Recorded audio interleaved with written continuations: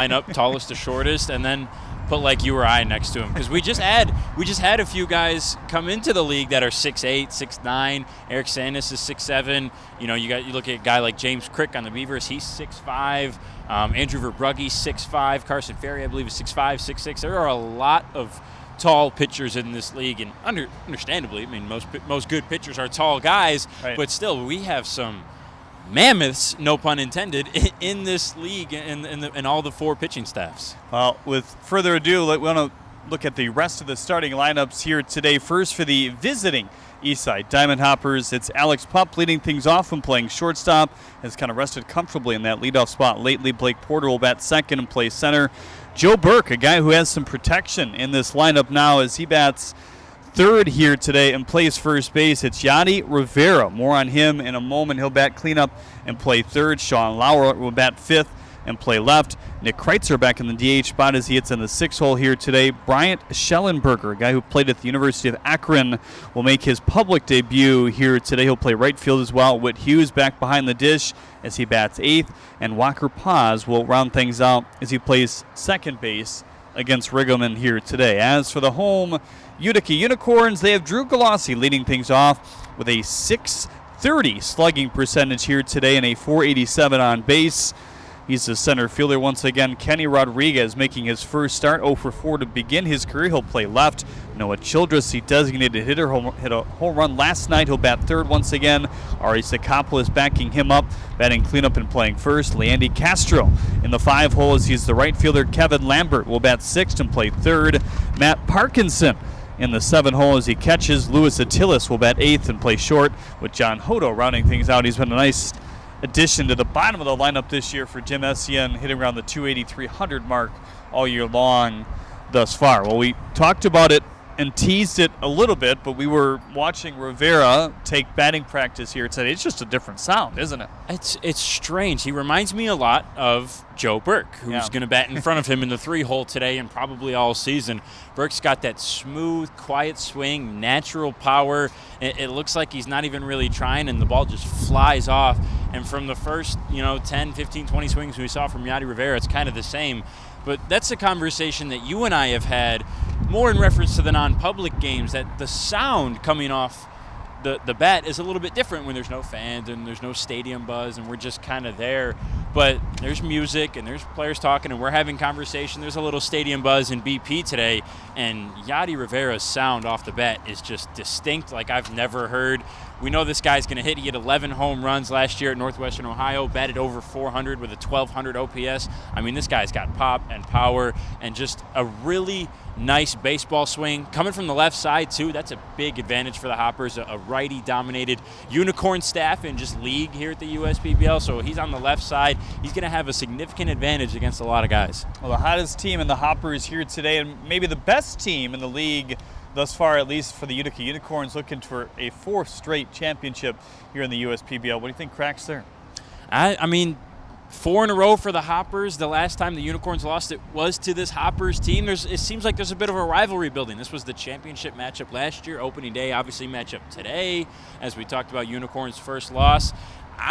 These are my 2 favorite teams to watch right now, honestly. The Hoppers have been so exciting. They had that fantastic sudden death win last weekend with a throw from Blake Porter to beat the Mammoths, and what was kind of a chippy game. And the Unicorns, we've talked about it ad nauseum. They've got the best lineup 1 through 9, and they've got a good staff. The Hoppers probably have the best pitching staff in the league right now.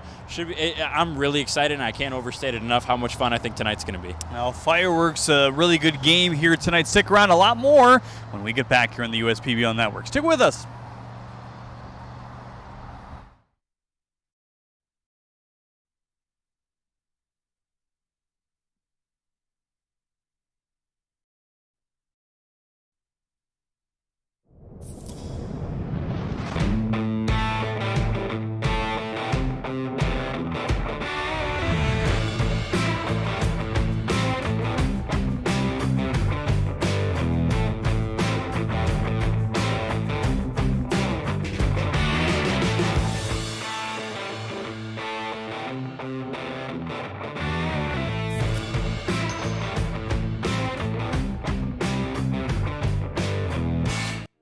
are competing for talent like never before. With the complexities of handling tasks like payroll, benefits administration, and other HR functions, it's easy to see how a professional employer organization like Tryon Solutions makes all the difference. Tryon empowers businesses of all sizes to attract and retain talent by offering access to top-tier healthcare and employee benefit plans. With Tryon, you don't have to grow it alone. Visit RelyOnTryon.com. You can always rely on Tryon.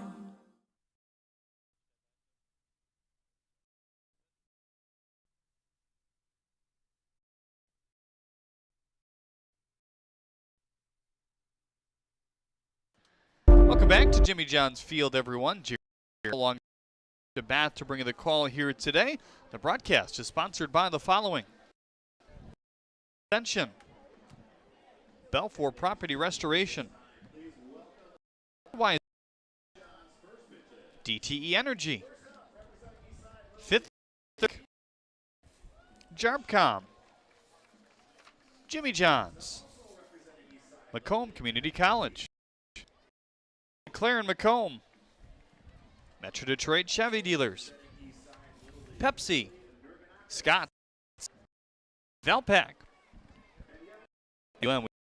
partners to this league here this year. Time for Brendan's keys to the game. What do you think here today? I think it's going to be for the most. No, I really do think it's going to be an opportunity to be a high-scoring game, and that's no slight to the pitchers we're going to see today. But just these lineups have both been really hot lately. There's some new additions in this Hoppers lineup. I talked about Era. Joe Burke has really picked things for the hot. Brian is a new guy from Mount Vernon, Ohio. These lineups have been really hot, and they've both scored an abundance of runs. We saw the score 10 last night, 9 and a 9 this week on Wednesday. So it's really going to be about runs, and what goes along with that, who can score the most runs, is who can make the least defensively. We saw a lot last night. I think it only totaled 3 errors, but like we said on the broadcast last night, there were a lot of that hit grass, and theoretically all of those should be caught. And a couple tough bounces, some base running errors, so which can be the most sound defensively should have a good chance to jump out to an early. It's been they've had some struggles in the field starting, and then inning things pick up, and they're steady.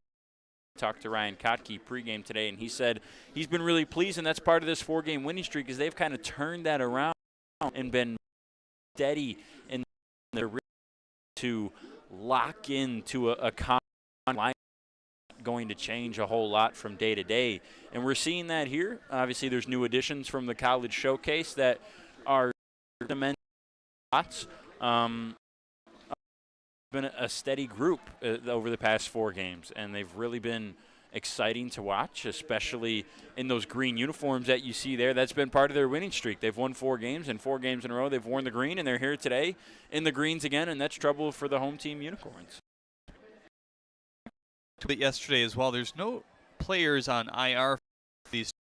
There's a couple for the Mammoths, but what that means ultimately, and there's one on the Beavers as well, it means that all these players have to compete. Just because you were brought on a show doesn't mean that you can't perform and expect to stick around in this league. That's why they do things like the showcase. That's why they continually get a look at some of these guys. And yes, it's only been 8-9 games.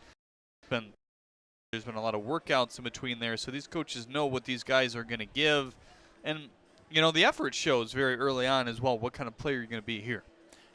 I mean, solidified forever to perform. I've seen a few guys leave that this season. Other guys have taken spots. Those guys perform too, just because college or project well. Projections only mean so much. Get enough at bats. I think you take, for example, some of the major league organizations. The one just down the road, you look at the Tigers. Riley Green, projected really well, very highly rated prospects out of the draft. None of them have really performed maybe to expectations this year. Obviously, it's early in their careers and they're rookies and yada, yada, yada. But just because you've done well in the past doesn't mean that at the next level you're going to do as good or better, in some cases worse. So it is still about performing and understanding that there are guys, there's 100 other guys that want your spot at any given moment from all different places around the world. So you have to earn that spot every day. Getting ready for the first pitch here between the Hoppers and the Unicorns. A reminder, you can check us on Facebook, and here chimes in from Grosse Ile, the island here locally. Go Unicorns here today. Tim Ruthenberg chiming in from Macomb, Michigan as well, and says go Diamond Hoppers. On the YouTube side of things, Rhodey says let's keep it hot today. And while you're there, we want to hit the share button and hit the subscribe button on YouTube. Get notified every time we're live. New content goes up there as well. Same book. Follow us on Twitter for all the as well. USCB. Back with the first pitch after this. Here on PB with us.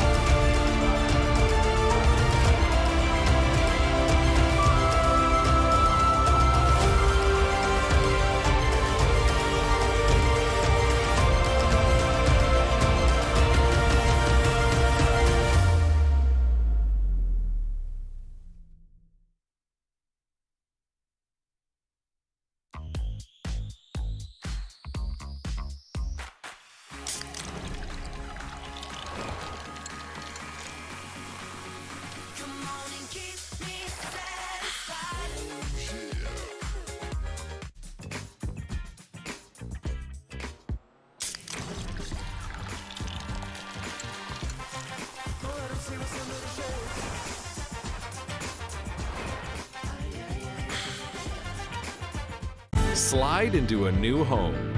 Work with a local mortgage pro who works for you. Get a cheaper, faster, easier home loan. Find a mortgage broker near you today at findamortgagebroker.com. You hear about the promo that Jimmy's John's got going on? 5 off 20? How they pulling it off? Magic? You got David's Copperfields in there? Show yourself, Copperfields! Jimmy John's. $5 off orders of 20 or more. While credit cards help pay for everyday expenses, carrying a balance each month can be tough on your budget. Since interest rates compound daily, the amount you owe gets bigger and bigger each day the balance goes unpaid. A Green Path debt management program helps you regain control of your finances by lowering credit card interest rates, reducing your monthly payments, stopping late fees, improving overall financial health, paying off credit card debt in 5 years or less. Our caring certified counselors work with you to understand your financial picture and support you on the steps to get control of high-interest debt and achieve financial health. Call 844-572-5921 and get control of high-interest credit card debt today. We're the financial champion of Michiganders. Whether you're a goal-getter or dream chaser, an empty nester, or up-and-comer, anyone in Michigan can bank with us. Michigan Schools and Government Credit Union. You dreamed of starting a company, not an HR department, but your business has grown fast, and so have the complexities of payroll and taxes, benefits administration, and other HR functions. That's why your business needs a professional employer organization like Tryon Solutions. Tryon provides businesses of all sizes access to top-tier healthcare and employee benefit plans. With Tryon, you don't have to grow it alone. Visit RelyOnTryon.com. You can always rely on Tryon. Jimmy John's Field is the perfect venue for birthday parties, summer picnics, company outings, and provides the best entertainment in Metro Detroit with great baseball all summer long. Spend your summer nights under the lights at Jimmy John's Field in historic downtown Utica.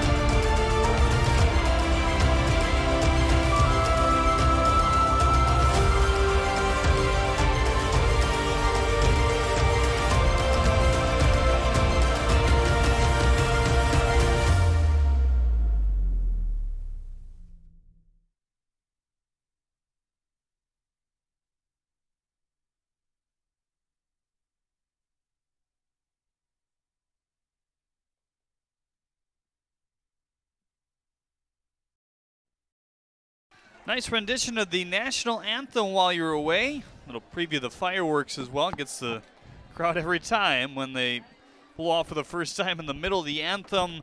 But just about ready for baseball here today. Some players to watch. What do you think for these two teams? Yadi Rivera stands out for the Diamond Hoppers. He's hitting in the 4-hole today, guy we talked about in the pregame.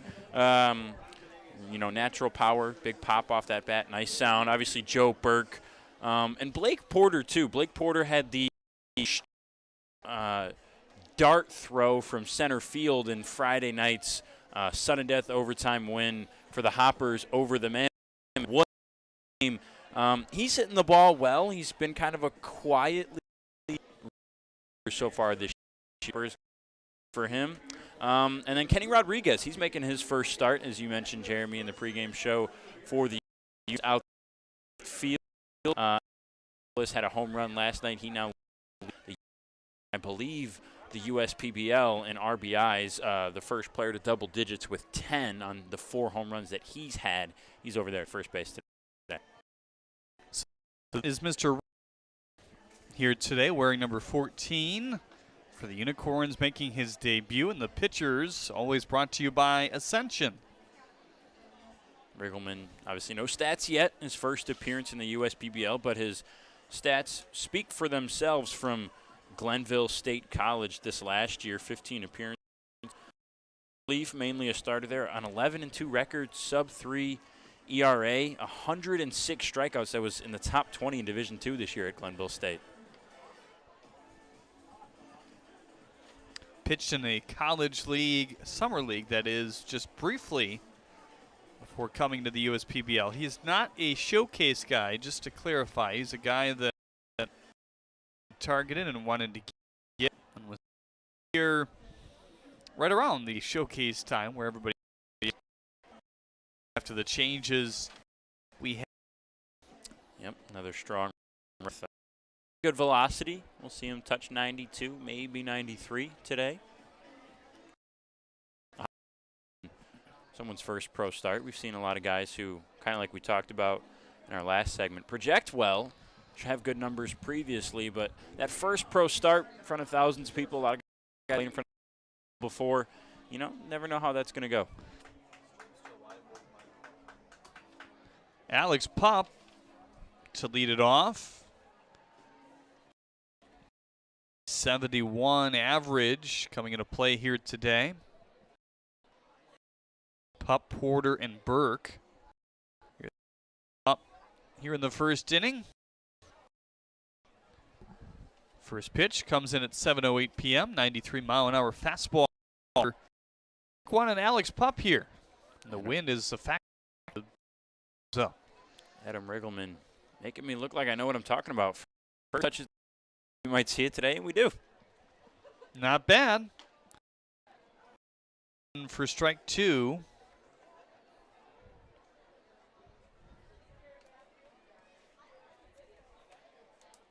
So fastball, sinker, slider, changeup, curveball.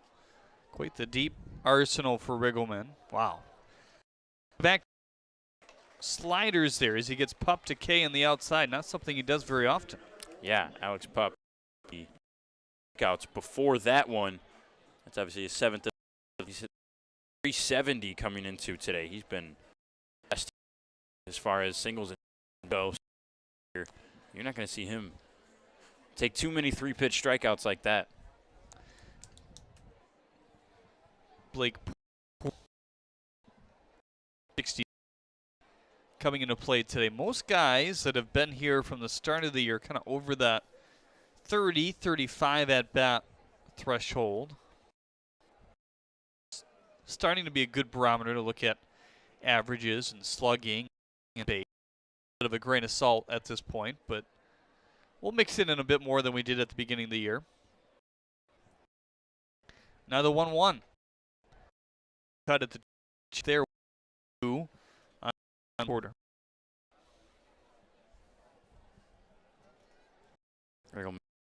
Corners well right now. Lunging at the fastball as it's lifted out of play. The deep Riggleman today brought to you by Three Dimensional Services Group. It's Rodriguez in left, Galassi in center, Castro is in right. Lambert at third, Sakopoulos on first. Hodo and Attilis, your double play combination with Parkinson completing the battery today. 2 foul balls in a row for Porter. 2 good placed fastballs from Riggleman. Porter's not going to go away easily, though. He will battle in the gamer on this Hoppers squad. Fought. He had at bats yesterday. Able to work the count. Just goes with this more confident diamond hopper.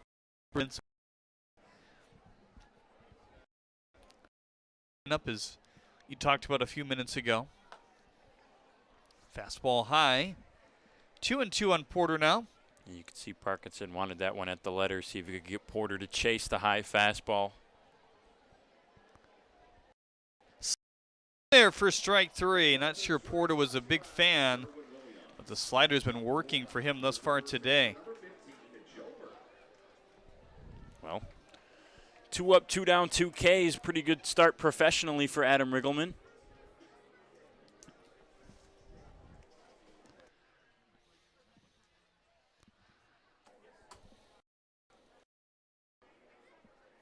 Now Joe Burke.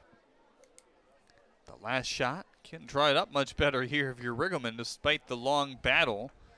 Curveball dips in for strike 1. You should expect to have a long battle with someone like Porter, a guy like this up here. Now the 0-1. Another breaking ball pumped the opposite way. It's going to be a base hit. Well, I think we know is when he's not at the plate. He pays attention to a lot of the other hitters and quickly picking up on some tendencies for Riggleman. He likes that curveball slider. Those a lot in the first 2 at-bats. Got Porter, obviously, to strike out looking on the last one. And so Burke, Riggleman get ahead in the count, get deep level, a little bit off the end of the bat, the opposite way to keep the inning alive. Curveball is more 12-6. We've seen so far today. A little bit slower than the slider, which is more 77. One at 91 for strike.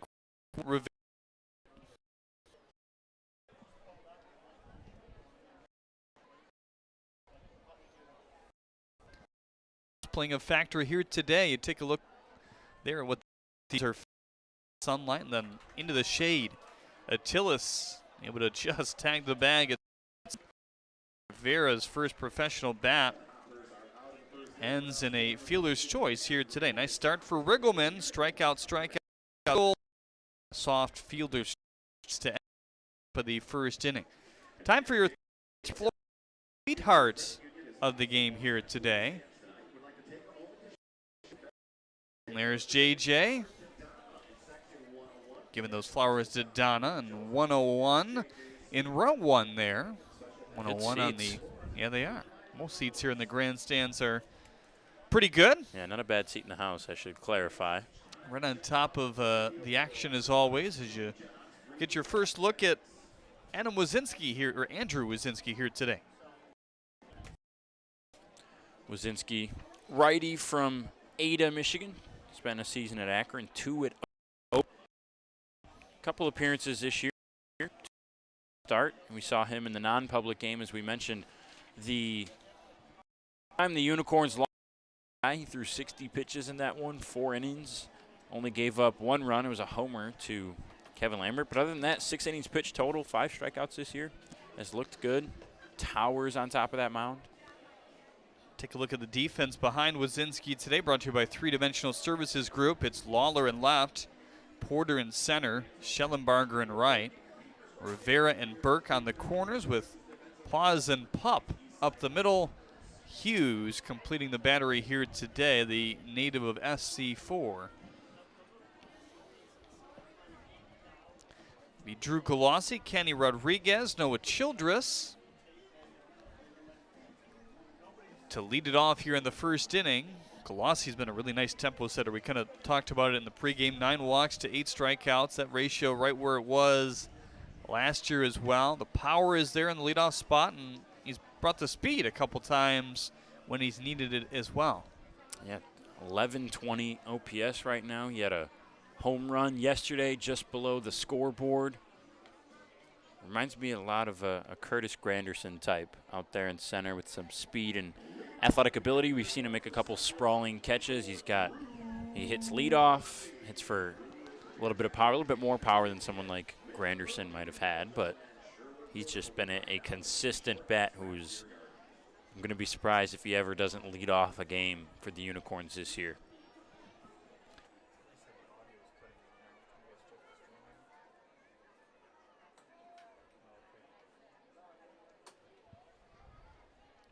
First pitch to Drew Galassi. Pounds that one foul, 87. On the heater from Wazinski there. Fastball, slider, changeup for Jacob.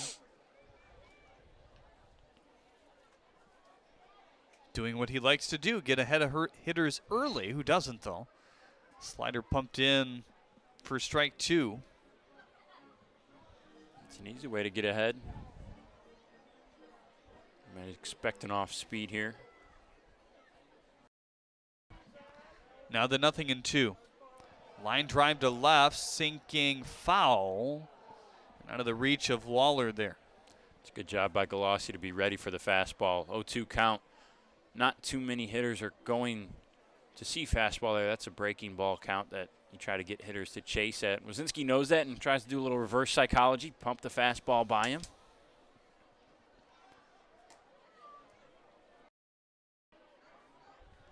There's the off speed.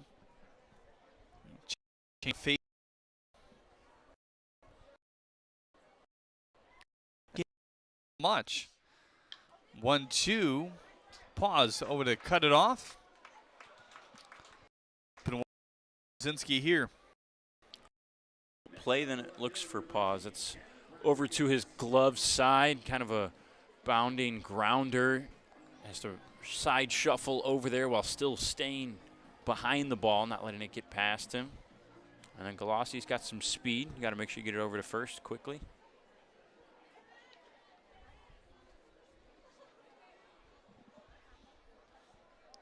Kenny Rodriguez still looking for his first professional hit as he chops that one fair down the line. Rivera in tight, able to make the play over to Burke at first. 2 up and 2 down. Yadi Rivera was typically a first baseman in college at Northwestern Ohio, and I asked Ryan Kotke why he's at third. You know, obviously Joe Burke has first base kind of locked down for the Hoppers, but Rivera's played on the corners a decent amount defensively, and from what they saw in the early goings, they said he's got a good club. He's got smooth hands over there. He looks comfortable, made a couple plays in the non-public, and that's a tough play right there, and he made it look relatively easy.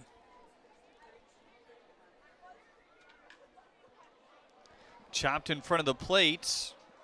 Hughes jumps right on it, and a 1-2-3 breeze of an inning for Jacob Wazinski here in the first. All ground outs, and we're still tied at goose eggs after one.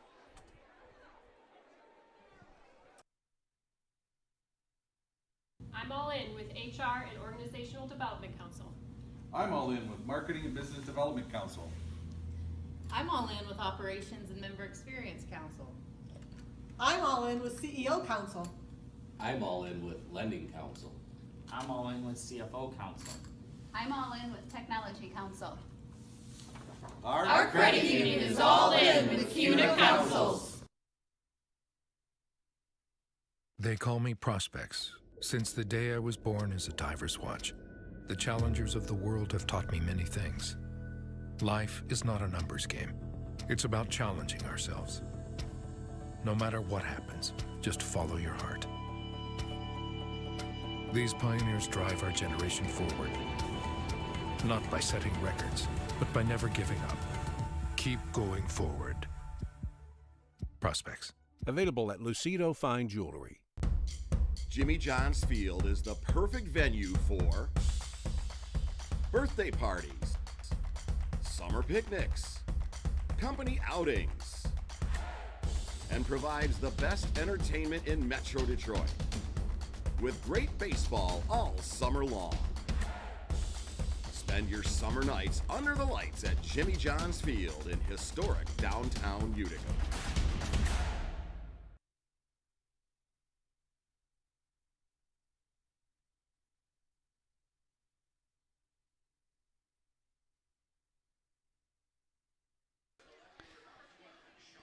Riggleman back for his second inning of work. Really strong start.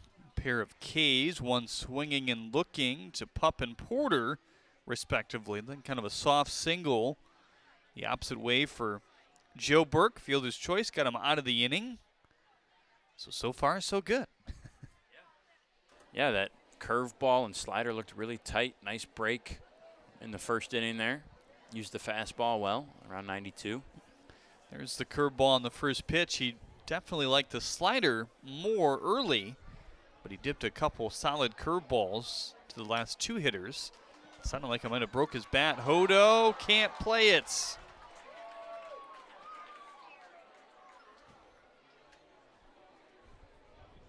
That's what we talked about, Jeremy, pregame. It's going to be about defensive mistakes. Who can make the least amount of them?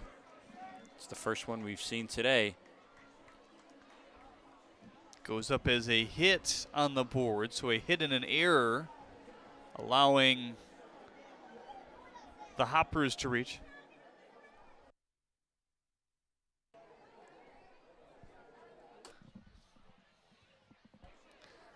I beg your pardon, went up on the board as a error, not a hit. I beg your pardon. That's what I was thinking, but it didn't come out that way. Right, I put down, we had a couple ambiguous ones last night. I put down error in my book as soon as that happened. I said, I don't care what they put up on the board. That one's an error. It's been a tale as old as time in baseball, errors or hits. It's been more of an issue, I think, in baseball in general, but especially in the majors lately. It seems there's been a lot of leniency defensively, so you never quite know anymore. 0-1 in the zone for strike two. Kreitzer, 5 for 24 start. A pair of home runs thus far.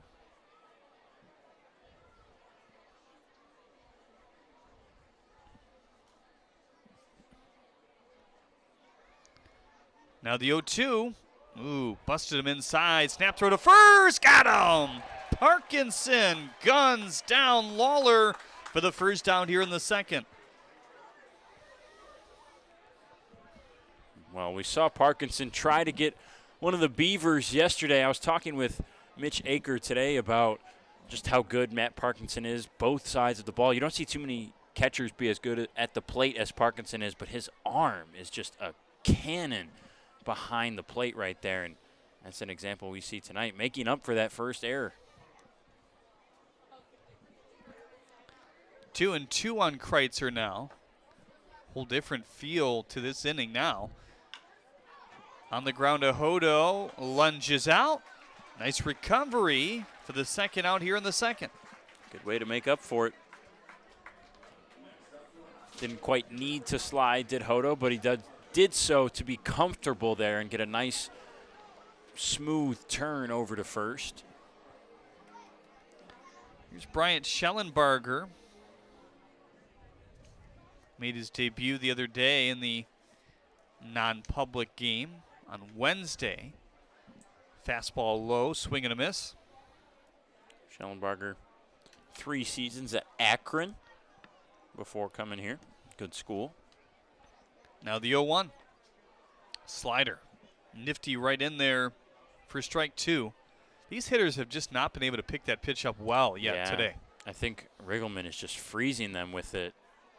We see a lot of pitchers, in the USPBL. When they get a first pitch strike, they like to go back to it to try to get strike number 2 and see if they can get a hitter to either chase or watch twice. Riggleman's mixed it up, though. We've seen a lot of fastball slider as the first and second pitch in these at-bats, and hitters just aren't ready for it yet. The only guy who's really been ready for it was Burke, who took it the opposite way for a single. Now the 1-2. Pound him inside again, and that one's lifted foul. Some oohs and ahs. I think somebody missed a play down in the stands. That ball just snuck over the netting before reaching the crowd. Wind blowing out to right center. Here's the 1-2. It's a good thing for a lefty. Line drive, right field. Castro gone. First pro home run for Bryant Schellenbarger. Well, that's kind of why I mentioned that little comment about the wind right before, just in case, and we saw the wind kind of carry that one there. That's a good hit from Schellenbarger, too.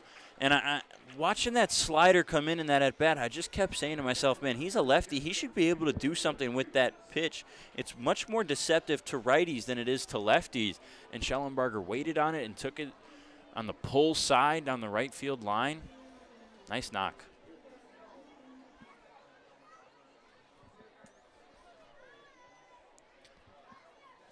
Here's Whit Hughes.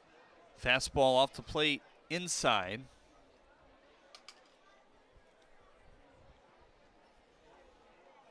Good start for this Diamond Hoppers team. I'm sure wanting to establish that tempo after what the Unicorns did yesterday, putting up 10 runs in what was an 8-inning contest.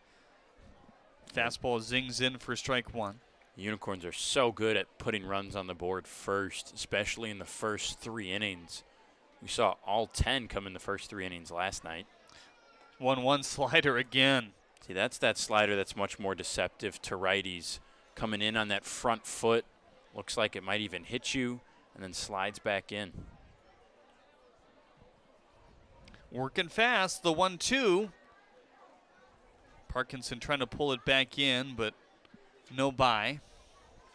Yeah, I think he was trying to get that slider to sneak across the plate from one side to the other. Just missed it a little early. And that one is a charm to end the second inning. His 3rd K here today. Just one blemish thus far. The home run off a line by Bryant Schellenbarger, his 3rd hit already of his professional career and his 1st home run. Every summer, my family loves to have a neighborhood movie night in our backyard. And with my Chevy Blazer, I can head out and get everything we need for a great night. It has plenty of room for picking up friends, and the available hands-free liftgate is perfect for loading unhandy supplies. You know, it may be movie night, but my Blazer is the main attraction wherever I go. Lease a 2022 Blazer 2LT for just $239 a month for 24 months. Put it in D and see why Chevy drives the Motor City. Make your move with a quick and easy mortgage from Genesis Credit Union. We have mortgages to fit your life. Genesis Credit Union. Visit us today. Slide into a new home. Work with a local mortgage pro who works for you. Get a cheaper, faster, easier home loan. Find a mortgage broker near you today at findamortgagebroker.com.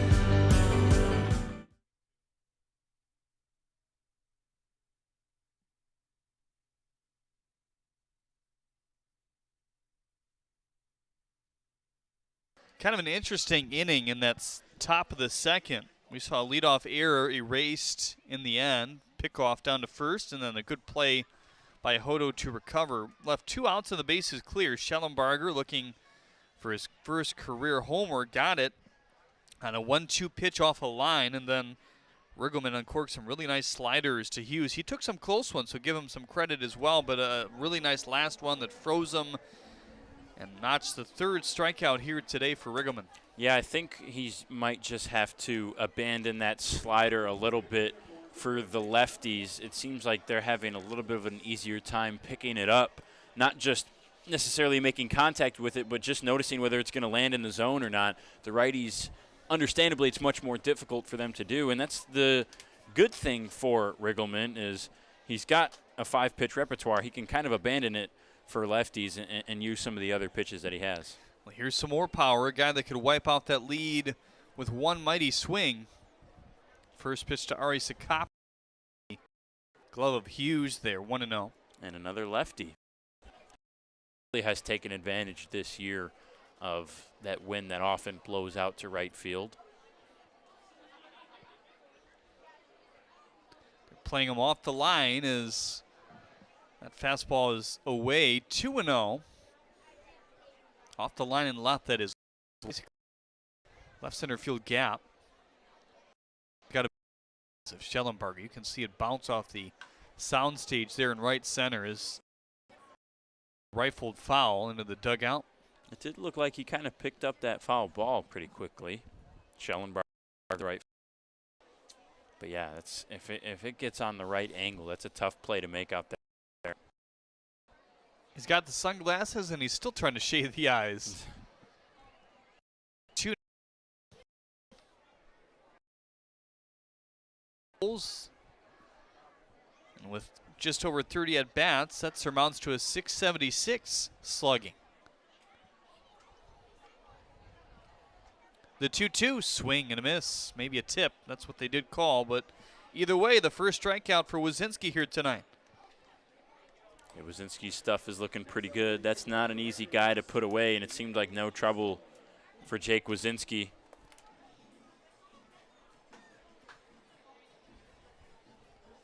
Six innings of work coming into play today. That's now 1 walk to 6 strikeouts. And that's going to be something to follow closely here in his pro career because he did struggle with it a bit at Oakland in terms of walk to strikeout ratio, but so far his command control has been pretty good. Yeah, some guys are just not necessarily strikeout guys. It can be something that develops later in their career, but when you're pretty young, focusing more on just pitching to contact.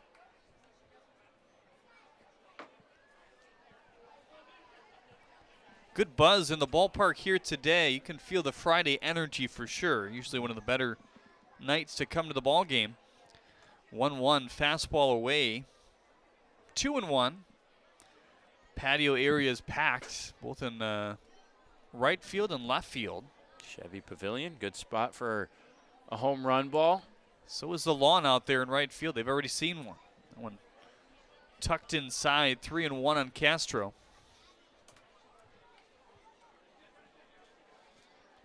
There's the lawn. Good cheap ticket, $8. Yeah. On top of that fastball. Yeah, I don't know if Wazinski's has the luxury to go back to that fastball with a guy like Castro. These Unicorns hitters are always hunting fastballs too, and when you see that foul tip right back, that means he's timed it well. 3-2 away. Good take. Looked like he read that all the way. As we talk about the walks to strikeouts, he walks only his second batter this year. It's a good at-bat by Castro. Wasn't falling for anything off the plate.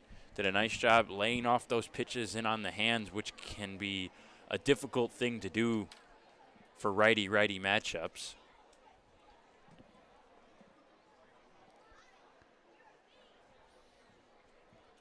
Modest lead for Castro. First pitch to Lambert outside.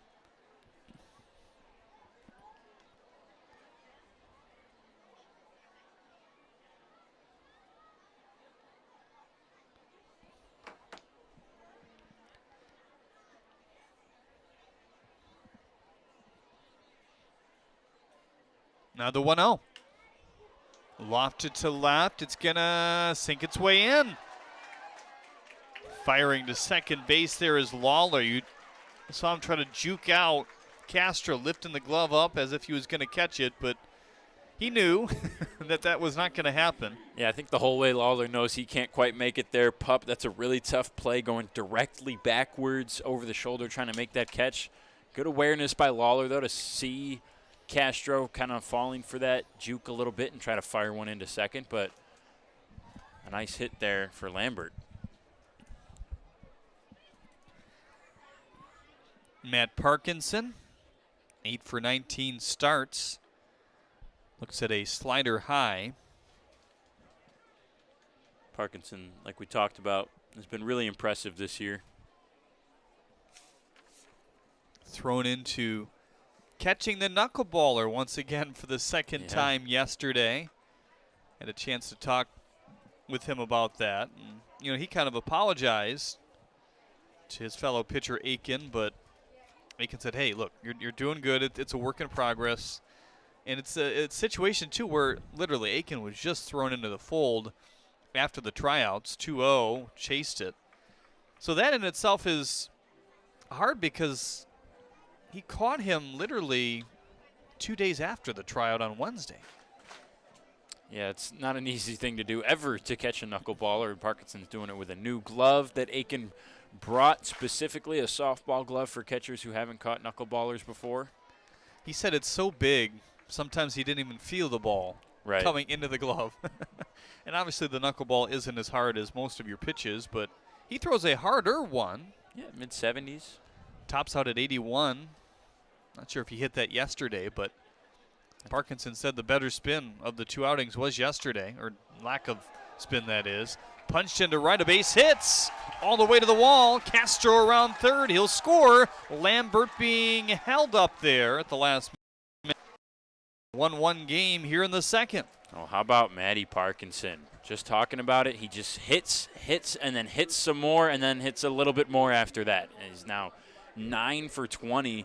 He's just done such a good job this year, and I'm really just impressed at how well he does at the plate for how good he is defensively, too, as a catcher. Like I said, everywhere you look, you see catchers struggle at the plate, but their value to the team that they bring is what they do defensively, and he's got all of it. He's a good hitter, cannon arm, nice behind the plate, frames the ball well, and an RBI single, he's rewarded there. Here's Luis Attilis, looks at a slider in for strike one. Outfielders at modest depth right now. Down that second run here, that's Parkinson. About it, but thought better. I like the decision, too, from Jim Essian to hold Lambert at third, keep this inning alive with nobody on first and one out. Luis Attilis 3 for 4 yesterday. Dropped on the ground, third base side, gonna be a tough play. Rivera charges across the diamond. The 10, the out. The run will score. Lambert makes. Smart play by Burke there. Gets pulled off the bag. Some guys will try to stretch that out, hang that foot on the bag. He was aware of where Attilis was. Pull his in time, all while staying safe, making sure his wrist gets out of the.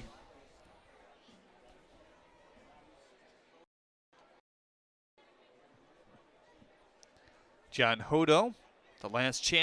He run base. Parkinson held up there with the play right in front of him. First pitch slider dips in for strike one.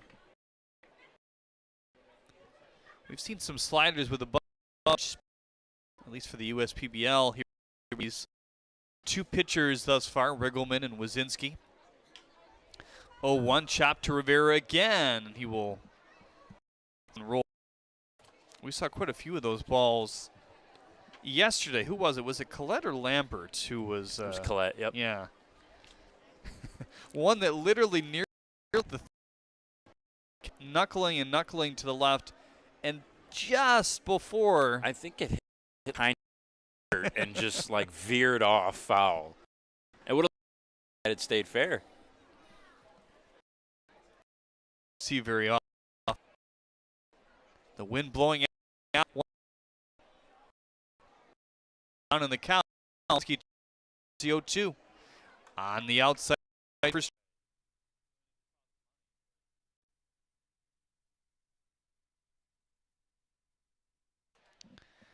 We apologize for our technical difficulties. We hope that everything looks and sounds a bit better to you. And now the gate popped open in left center field here. There's quite the wind gusting in that direction.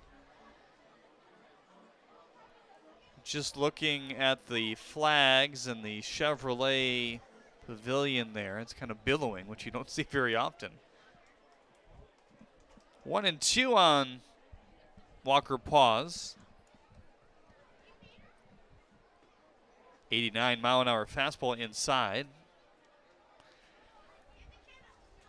And lawn tickets are actually $6, not $8, I believe, as I said before. So, even cheaper. Come on out. 2-2. All the more reason. In there for strike three. The slider in the fourth K tonight for Riggleman. That breaking ball, especially the slider, has looked on point today.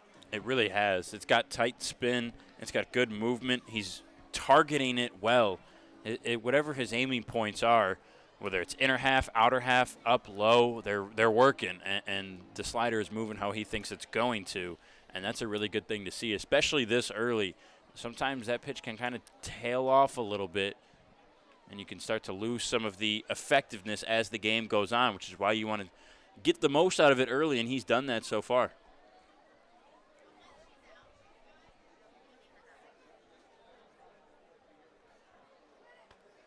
0-1, slider in for strike two. Like right there. That's right along the edge of the plate on the inner half. So hard for Pup to pick up. On the inside pitches, you want to get out in front of those early, but it's tunneled well, too, so you don't know where to aim. Chop foul. 0-2 quickly on Pup. And I don't know if you can say he's mixing it well, but he's mixing it well. You know what I mean? Right. It's not as much as some of the other guys we've seen with good sliders, where you can almost certainly predict where it's coming. He's not really using the other, four pitches too much. He uses the fastball, obviously. 0-2 floats its way into center. The ball's got to be pretty hard to pick up right now because you saw Hodo give up on that play. I think he thought it was a bit further into the outfield. Not saying that he could have caught it, yeah, but I don't think he can make that play. But yeah, I think it is just with the way the sun comes. I think every fielder except for Parkinson, the catcher behind the plate. Good two-strike hitting though by Pup. He was getting beat that at bat by Riggleman, and he waited on a fastball, found it in a good spot, kind of muscled it out there, drove it the other way a little bit. Third inning brought to you by Chevrolet. We thank Chevrolet for their partnership with the USPBL. 2-1 game. You're in the top of the third inning. First pitch outside to Blake Porter. Now the only thing for Riggleman, and this could be maybe he was just amped up to start the game, the velocity has ticked down just a tad in innings 2 and 3. But that could be, hey, first professional outing. Yeah. 1-0. Fastball in for strike one. I believe his first pitch was 93. We talked about that yesterday for some of these new guys, that you feed off that adrenaline kind of naturally. Maybe you don't notice it, and that's where you can get those extra few miles per hour of velocity in there. And when that kind of subsides and you settle in and you get used to that spot on the mound and used to your routine and just the sights and sounds and feel for everything, you get a little bit more comfortable and the adrenaline kind of goes away. Now the 1-1 slider checked his swing, but was nowhere near going around there. Galassi in center is shaded to the right of the second base bag. Everybody else pretty much straight up with Sakopoulos holding on Pup there. See, that's another lefty. Porter picking up that slider. Not sure how effective this pitch is for Riggleman against lefties. 88 low, 3-1 on Blake Porter now. Not the highest walk candidate so far in his pro career, just 3 compared to 14 strikeouts, but trying to work one in an important spot here as his team looks to regain the lead. Now the 3-1. Wait a minute. It's only strike 2, Blue. I thought I was wrong for a minute there. 3-2 on Blake Porter. We're all human. We all make mistakes. I've seen a couple major league umpires do that as well. With the swirling wind kind of in the middle of the diamond, the dust kicking up a bit in the air. Here's the 3-2. Punched foul back towards the Unicorns dugout there.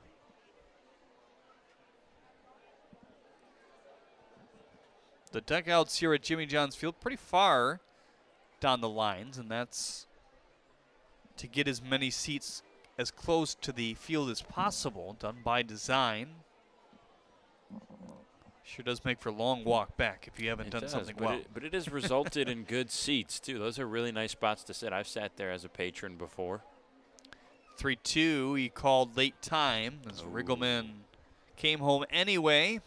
He's going to wish he didn't do that. That was ball 4 for Porter. As we mentioned, he doesn't work a lot of walks.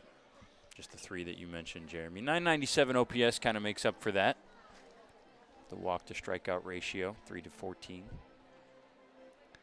So 2 runs off 2 hits and an error for the Unicorns. 1 run off 3 hits and no errors for the Hoppers.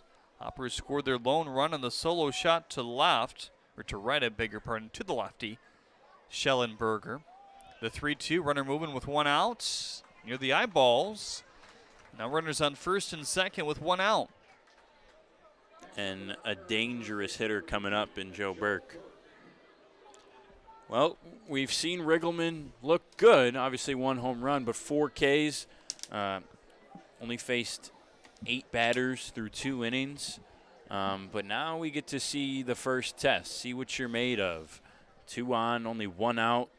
3 and 4 hitters due up. Power guys, very good, sound hitters, dangerous at the plate.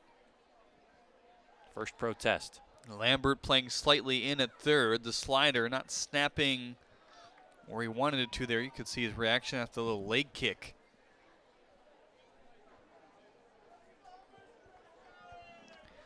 One 1-0 on Joe Burke. Single back in the first.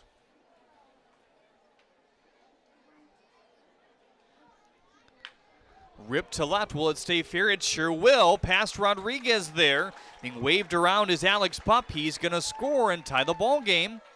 Look out as Porter has to retreat to second. Now runners on first and second in a 2-2 game with just 1 out in the third. Joey Betts does it again. He's just so impressive at the plate. Really good to see him do that lately in kind of a consistent stretch now ever since the Hoppers have been winning. 4 games before this, now into Game 5 that Joe Burke is still hitting. He really struggled at the start of the year. Was striking out a lot more than he wanted to. Only had a couple hits, no home runs, and then he cranked those 2 in one day for the Hoppers. They still ended up losing that game, but ever since then, he has just been on fire for Eastside. First pitch to Rivera is high. Yadi Rivera with a fielder's choice back in the first. Galassi plays him fairly shallow in center here. Everybody else looking for the double play in the infield up the middle. Lawler on deck, the 1-0. Slider that hung high. Boy, that one a bit more down. And Rivera might yank that one on the berm himself. Yeah. We talked about lefty seeing that slider. He saw that one well, too. I'm kind of surprised he didn't try to yank that one into the berm as well. A little hung up there. The 2-0. Fastball low. 3-0 now on Rivera. There is no action in the Unicorns' pen. They'd like to ideally get at least 4 out of Riggleman today.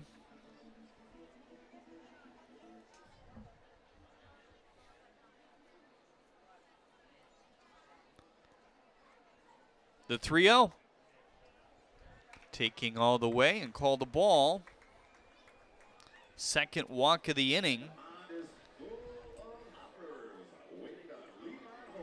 Porter to third, Burke to second, Rivera to first. Now trouble brewing for one of the hotter offenses in the league. And after Rivera, it doesn't get any easier for Riggleman with 3 straight lefties in Lawler, Kreitzer, and Schellenbarger. Kreitzer and Schellenbarger, the 2 power hitters of those 3. Obviously, Schellenbarger already hit 1 today. The team average is just 226, but that doesn't necessarily tell the story for what these Hoppers have done lately. Those first 5 games, I would say the first 4, they started to hit in Game 5 even though they lost. But those first 4, we saw uncharacteristic struggles to hit. It was really only Pup and Porter who were doing anything consistently in the batting average category. Everybody else was still kind of struggling to find their way. First pitch to Lawler, first pitch slider in for strike 1. Lambert is in. Looks like he would come home if the ball was hit right at him at third base. I think he has to at this point. And a tie score with a run already in. Pup tying this ball game right back up. Here's the 0-1. Fastball away. 1-1 now. Rivera's not being held on at first either, understandably. He can garner a large lead and maybe stay out of a double play. We don't know the speed that he has yet. 1-1, nearly cut and hit him there. The curveball, which he has not thrown, I believe, since the first.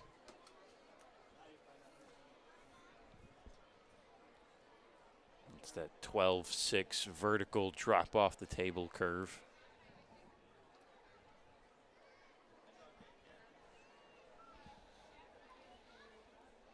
The 2-1.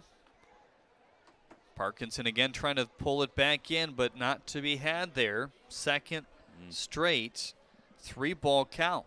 It's a pretty good pitch from Riggleman. I think that one finds the zone in that top right corner. Doesn't get the call, though. Nowhere to put him, the 3-1. Knowing that took a big rip. Yeah, I think Lawler would want that one back. Ball 4 for sure. Doesn't have to be defensive, too, in a 3-1 count. No really need to defend the inside of the plate. You can expect Riggleman to go there. Doesn't want to let Lawler get a barrel on it, but almost certainly taking 3-1 with the bases loaded. Lambert still in at third. Here's the 3-2. Swing and a miss. Big time K with the 89-mile-an-hour fastball. Big time is right. Much needed from Riggleman. Limits the damage a little bit. Puts him in a much better position to get out of this jam with only 1 run given up in this inning. Keon Taylor has just begun to get loose. So, I mean, it's going to take him probably at least another couple batters to get ready. But Adrian Guzman trying to buy him some time. There's a look. Keon pitched yesterday. But they got 2 guys. That's the advantage of what they have. The side armor and Keon Taylor, who's pretty much exclusively a reliever. And then Aiken, the knuckleballer, where they can comfortably throw most days. I mean, even with short rest. And Brian Camacho comes in and throws a first pitch 95-mile-an-hour fastball every time. That's one of the higher velocities we've seen in the league. And we've talked about how this Unicorns team doesn't necessarily have bona fide starters who are really only kind of set in those roles as starters. It's more of a bullpen staff almost in its entirety. So having those guys come out behind whoever you choose to start that day is such an advantage. First pitch to Kreitzer, punched foul. And the good thing here for Riggleman facing Kreitzer is there's a lot of swing and miss in this bat. And no walks to 10 Ks thus far. He was 10 walks to 30 Ks last season.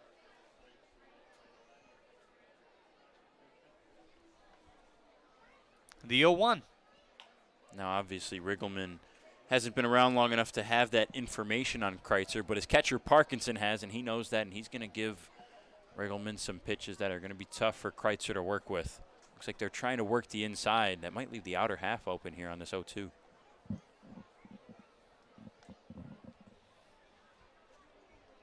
Base is still juiced here with 2 outs. Big pitch away. All started with the 1-out single by Pup. He's come around to score. Porter stands at third via the walk. Burke with a single and an RBI. And Rivera, the latest walk, standing at first. The latest, the 5th K of the game to Lawler. The 1-2. Slider on the ground to Hodo. Scoops it up, no problem, over to first.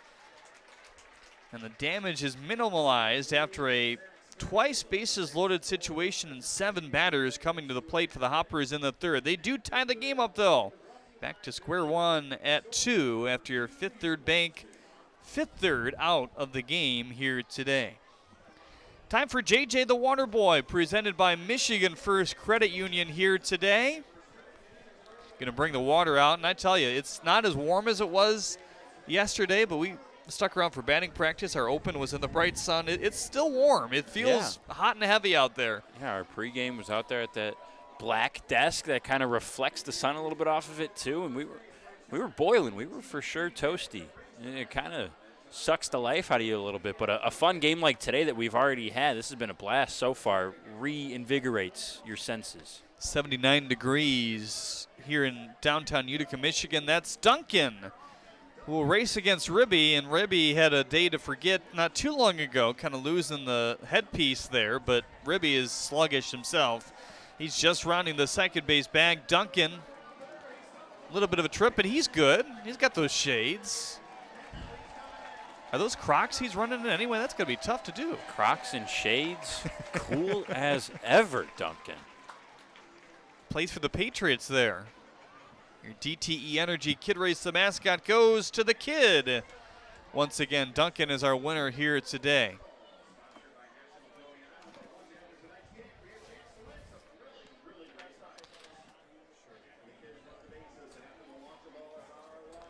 Well, let's help our furry friends in need here this weekend. Chevy Detroit collecting pet supplies that will directly benefit Fido and Fluffy's rescue here locally. If you have tickets to a game, please bring a donation and place it in the big red Silverado tailgates in the front of the ballpark. Or you can stop into any local Metro Detroit Chevy dealers to make a donation. For a wish list and more information, visit ChevyDetroit.com/pickups for pause. Again, that's ChevyDetroit.com/pickups for pause. 1-2-3 due up for the Unicorns here in the 3rd inning. They scored 2 of their own back in the 2nd, and we'll look to untie this game again. Yeah, and I won't be surprised if they do. I think, like we talked about, it's going to be a high-scoring game. A lot of offense back and forth between these two teams. Been really entertaining.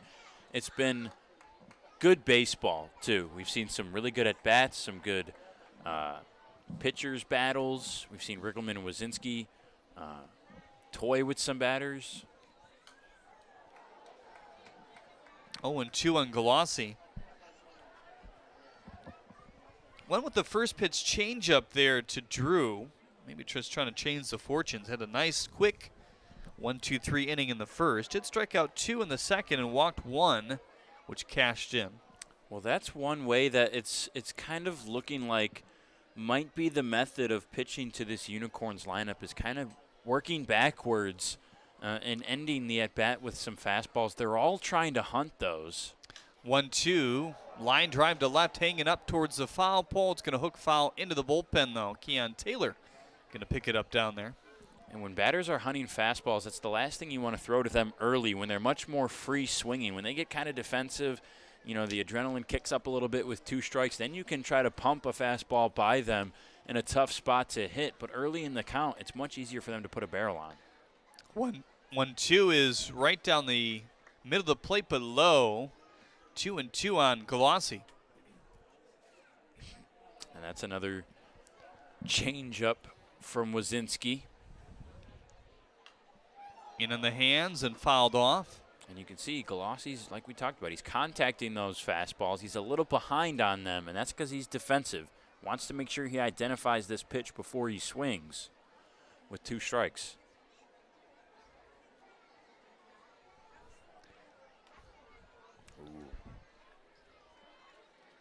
Couldn't find the zone. Full count.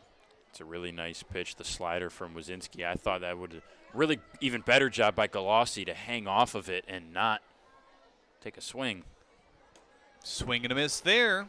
Strikeout number 3. Again, working backwards, ending that with the fastball after trying to get him to chase the slider inside. Galassi hangs off of it, does a good job. That slider was tunneled well, so what do? You don't tunnel the fastball. Obviously, it's a straight pitch, but you just throw it right back, and it leaves the hitter kind of knee buckling a little bit. Is it a fastball? Is it a slider? I don't quite know. And there it goes, strike 3. And that gate, once again, in left field is open. Lawler having to go out and help.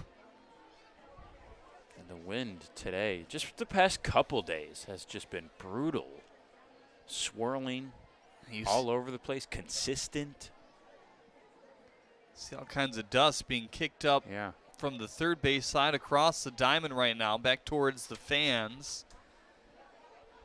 Look at the flags that are just to the left of that gate in left center. And either Lawler was helped out or he's satisfied the way he put it back together out there. Look at some Gorilla Glue.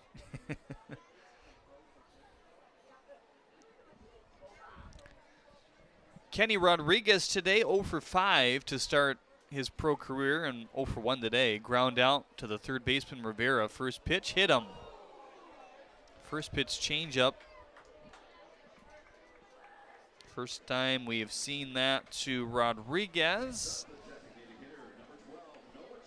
And now Noah Childress will make his way up. Soft contact. His first time up ended up in a ground out.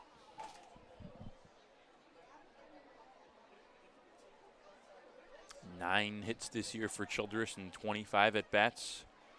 2 of them home runs. He follows closely behind the guy who hits behind him in Ari Sikopoulos, 9 RBIs. He hit that ball to right field yesterday that he didn't even think had a chance to get out, but it did, and deeply. It was straight downwind and carried with it. Wazinski steps off and fires to Rodriguez there. That's a nice pickoff move Wazinski has there. He gets off that rubber quick. Heads up by Rodriguez to be ready. It's something they want to work on a bit more this year. It hasn't been an emphasis in the past here in the league, as that one rides high, 2-0. It's just not something they get to a lot. And yeah, and it's a showcase league like we talked about, and there's not really signs. These base runners really have the green light almost to go whenever they want. Show off their speed. Good lead for Rodriguez there as the fastball pumped in for strike 1. So as a pitcher, you've got to be ready for it. You know, major league affiliate organizations, other indie ball teams, a thing that's an emphasis for them and pitchers that they like is someone who can limit the base runners and limit the running game for the batting team. We've already talked about what Rodriguez did at Weber International this year, leading most categories for his team. And he had 13 steals out of 15 tries. It's a pretty good percentage. And you can see why. I mean, he's not broke from first yet, but his leads are very good. Yeah, 6 foot, 210, has the build of someone who's not necessarily slow. Long strides at 6 feet. Wazinski ready quickly there, and he dispatches Childress with the slider. 4th K overall and 2nd here in the inning. Take a shower, Waz. That was a filthy pitch. 4th K today. Really nice job in that 2-2 count. It was a good battle with Childress. And he just absolutely beat him on that last one.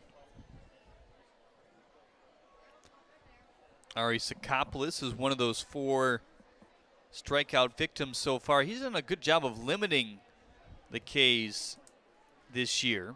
Now 5 walks to 9 strikeouts for how much power he's recorded. We see that a lot. You can tell often power hitters are aggressive hitters, and that means there's a lot of swing and miss in their numbers.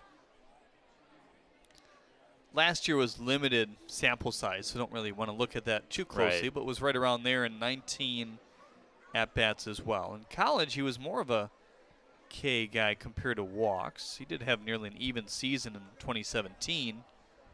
That was in summer ball, though. 2-1 on Ari.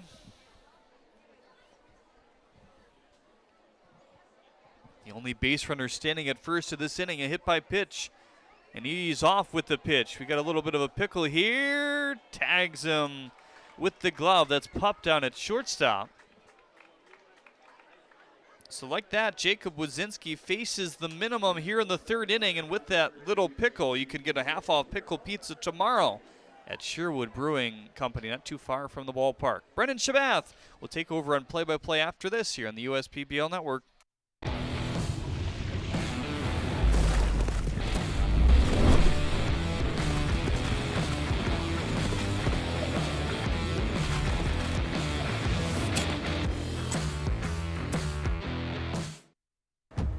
We're for people, the pioneers, the underdogs, the players, and the slow and steadies.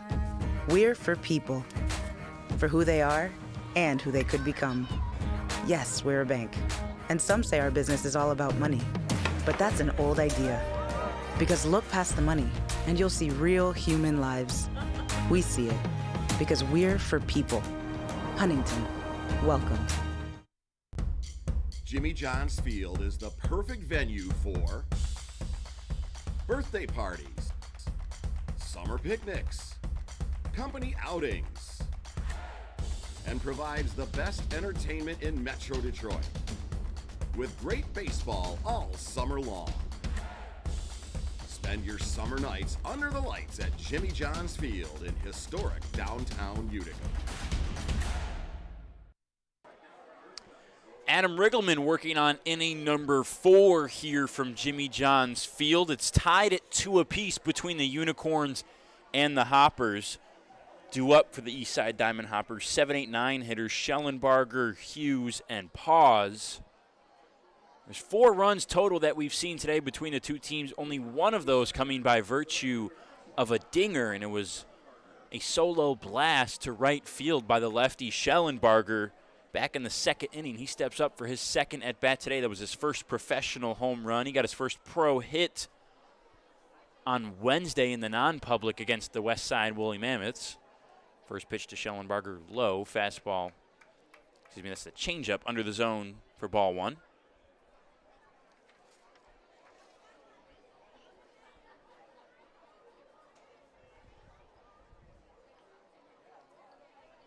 And now the 1 ball. Hit out there to left. Going back is Rodriguez in front of the warning track. He sizes it up and is under it for out number 1. Riggleman looked good in the first 2 1/3 inning. Had 4 strikeouts through 2 1/3. Then gave up a single, a walk, another single that led to a run, and another walk before finally getting a strikeout and a ground out to end the 3rd inning. So he's got 5 Ks total, 2 looking, 3 swinging. First pitch to Hughes, slapped foul down the right side. Riggleman was really good in college. He was the first ever All-American from Glenville State, 3rd team by the National College Baseball Writers Association. His 11-2 record that he had last season, which just ended a few days ago, was tied for 5th as the best record in all of college baseball for any starting pitchers. Hughes takes the 0-1 to the right field gap. That's going to get down, get past Galassi. Hughes is going to run for 2. He'll slide in there, safely and fired up after the big double from Whit Hughes. First extra base hit of his career there, but you could tell just by the break that Colossi had. He thought he was going to catch that ball, I think, at some point, but the wind took it a bit extra, and then he realized he had to get back on his high horse towards the gap. Yeah, Colossi kind of started that on a sideways trot toward the gap and didn't realize how much further back he would have to go, and now Walker Pause steps up with one on and one out. First pitch to Pause. Fastball up and away, he misses, ball one.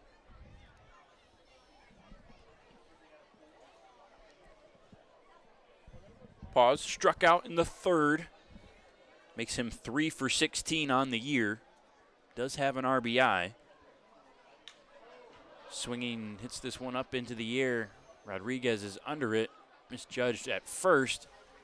And that's the second put out of the day, or of the inning for Kenny Rodriguez. Out number 2. This is exactly what the doctor ordered here for Riggleman, minus the one-out double. 2 quick outs after a belabored third inning where he walked 2, some deep counts, including a 4-pitch walk, but he saw 3 3-ball counts and a 2-2 count in that third. Did have a lot of pitches. Top of the order, Alex Pup steps in on that right side, righty-righty matchup. First pitch way in. Pup ducks out of the way, ball one. Pup 1 for 2, had a single and a run scored in the third inning. Had that little flyer, the flare over the second baseman, John Hodo, to get on base, then made it around to score.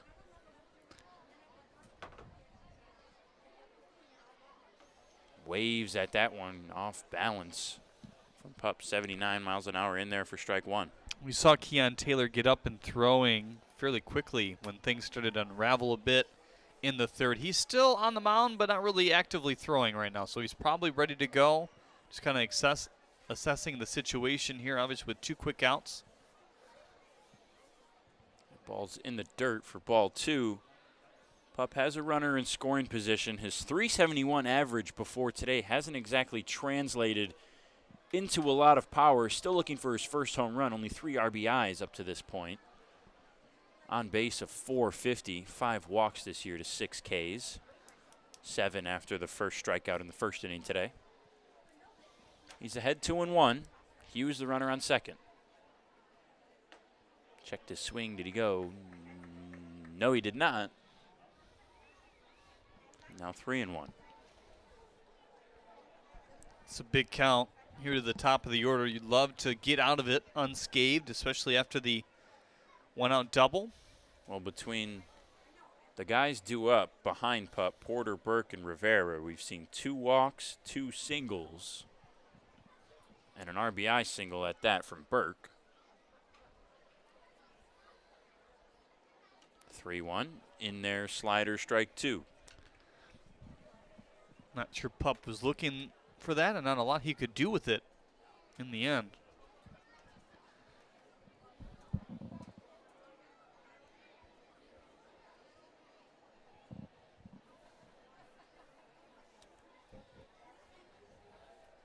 Now with 2 down, the payoff pitch. Riggleman checks the runner, now delivers.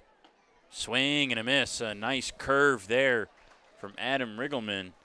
And he gets out of a runner in scoring position jam after the one-out double from Whit Hughes. We're still tied at 2 apiece as we head to the bottom of the 4th on the US PBL Network.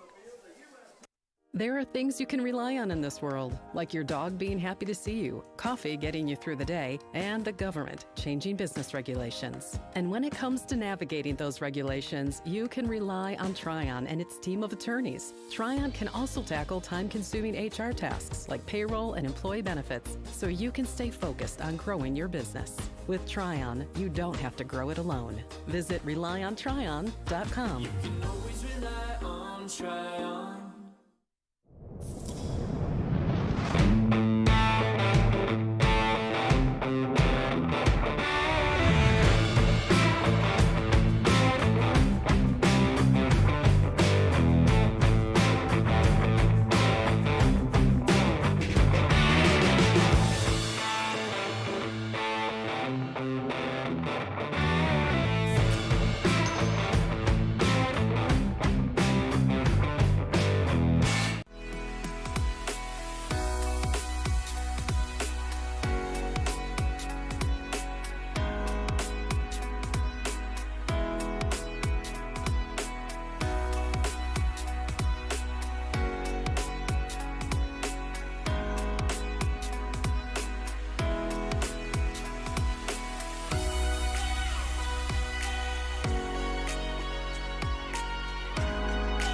Throughout your life, from big moments to ones well earned, we're your financial guardian angel. Alliance Catholic Credit Union.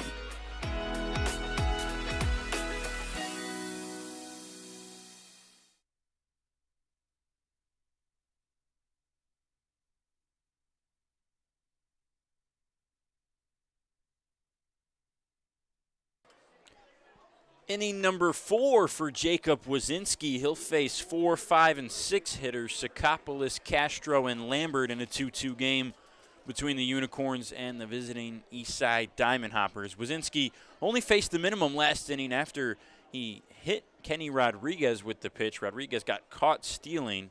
Childress and Galassi struck out in that sandwich between those 3 hitters. It's the second inning of the day that Wazinski has only faced the minimum. First pitch to Sakopoulos, foul down the right field line. It'll be tough to face the minimum with this guy leading off. Sakopoulos was up to bat when Rodriguez got caught stealing for the 3rd out. After Wazinski picked off Rodriguez to first, he went for second, and Burke threw down to Pup covering the bag for out number 3.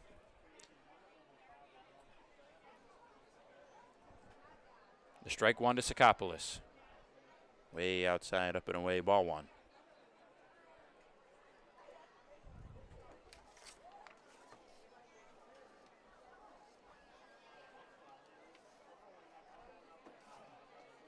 One and one. Sakopoulos changed his mind but went too far. 1-2. We've seen some uncomfortable hitters at times to both of these pitchers here today. Wazinski trying to reel that back in with 4 strikeouts already through 3. That's a good-looking pitch. 3 of those strikeouts are swinging, 1 looking. 1-2, right back up the middle. Quick shot from Sakopoulos, 2-strike hitting and a leadoff single for the Unicorns.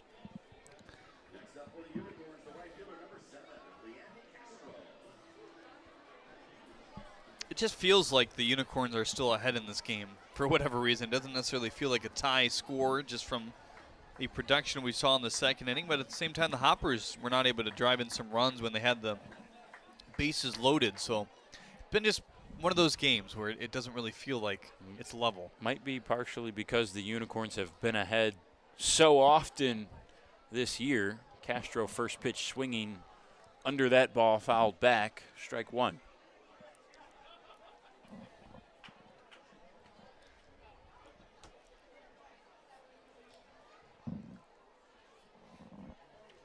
Sakopoulos, the runner on first, the strike 1 to Castro. Hard hit on a line to left. This is going to drop. Sakopoulos is going to go for 3. Lawler picks it up at the track. Sakopoulos will be held there at third. So a leadoff single followed by a double from Leandy Castro, and the Unicorns are threatening to take the lead in this game for the second time today. 2 really good-looking swings here, exactly what they needed to start another rally and a good part of this lineup. Let's see if Lambert can drive it up here. That's the second double Wazinski has given up. The first one was an RBI double to Parkinson back in the second. Now he's got to face Kevin Lambert, who's 1 for 1 with a single today as well.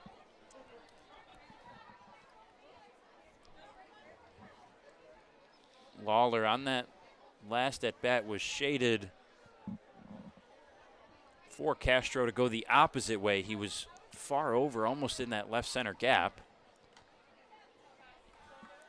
First pitch is tipped into the glove by Lambert for strike 1.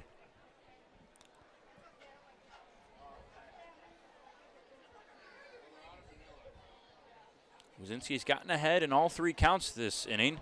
And an 0-1 swinging caught by Lawler. Sakopoulos is not going to tag.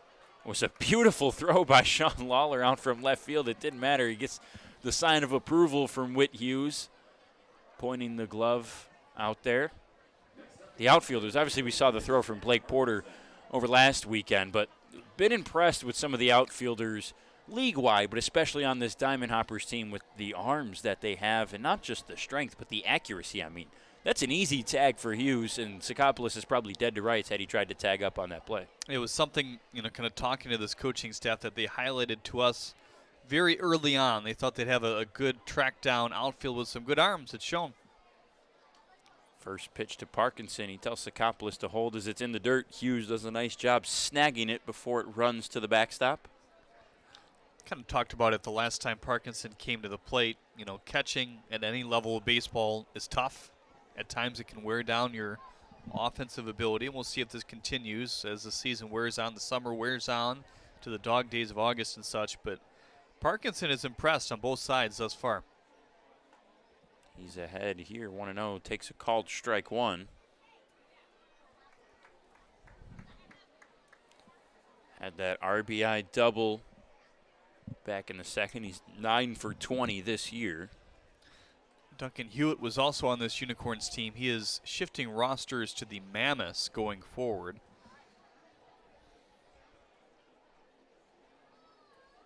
1-1, right field gap. This is going back at the track, stopping is Schellenbarger. He'll make the catch. Scoreless is going to tag. He'll score easily. Going to third is Castro. He's in there standing up. And so another RBI sac fly, the second of the day for Matt Parkinson. Another really good-looking swing. Had some steam behind it, but Schellenbarger with a good read right off the bat and was able to cut it off in the gap. No chance really to get anybody else after the play was complete, but a good start to potentially the Hoppers limiting the damage once again. Pretty limp win, too. I think with kind of the win we saw in the earlier innings, that might be Parkinson's first home run of the year as Attilis looks at a called strike one. It's funny to see how much it shifts. I mean, during batting practice, it seems like it's always blowing out. I mean, that's an exaggeration, but most days. I don't know. I mean, I'm not a meteorologist. I don't know the wind patterns, but it feels like earlier in the day it's more blustery. There's more and bigger gusts. It kind of swirls a little bit more. It calms down as the night goes on. The 1-1 to Attilis below the zone, ball 2. Keon Taylor's back up and throwing again for the Unicorns. I bet we see him to start the next half. Taylor pitched 2 innings yesterday in the 10-4 win for the Unicorns over the Birmingham Bloomfield Beavers. And there he is. Unicorns 8-1 on the year. These Diamond Hoppers 4-5 after starting 0-5. And just like that, Wazinski's behind in the count to Louis Attilis 3-1. Attilis 3 for 4 day yesterday. Had a run scored as well. A double, a single. 2 singles, that is. And he walked him. Wazinski couldn't come up with it on the 3-1. And that is the third base runner of the inning for the Unicorns. Starting to see some better at-bats from Attilis as well in the last couple days. Obviously seeing the ball very well there. Confidently taking ball 4 and a fielder's choice earlier, but did drive in a run. So something that they're looking for and that they were expecting sooner than later from the shortstop for the Unicorns. We talked about it yesterday. He hit very well in his 5 college seasons. Average above 300, OPS above 800. Didn't quite translate. He might be one of those guys who it takes a little bit more time for him to settle in and get used to it before we see those numbers tick up. I think of a guy like Joe Burke, who kind of took a few games before he turned it around. Strike 1 to Hodo. And if you remember, Attilis was not a late arrival, but later than the start of the season. I think we were 3 or 4 games in before Attilis and Ramirez both came over after Lenore Ryan's season ended. 1-1 to Hodo. Checked his swing. Did he go? He did for strike 2. We've had a lot of those stories after their college season ended. There was quite a few guys that USPBL had circled. Obviously, you can't take them, and they wouldn't want to leave in their senior seasons for the most part. But even some guys after the showcase as well that are here right now. Runners on the corners with 2 down. The 1-2 to John Hodo. Way outside, it gets past Hughes. Coming home is Castro, and he'll score sliding easily. The second run of the inning extends the lead to 4-2 for the Unicorns. Attilis was able to scoot over to second base as well. Now another runner in scoring position and nobody on first. trouble continues for the Diamond Hoppers. And that one stings a little bit more as well because you had him down 2 strikes. He's the bottom of the order. A run already in. And the runner in scoring position, hoping to hold him at third base. Now the 2-2 slapped foul. Hodo a little behind on the low fastball. You like his quality at bats though this year. Maybe the average isn't quite where he wants it, but he's had quite a few battles here at the number 9 spot. He's been there all year long. He really has. It hasn't translated, like you said, statistically for Hodo yet. Swing and a miss, big cut there. Wazinski needed that one 2 pitches sooner.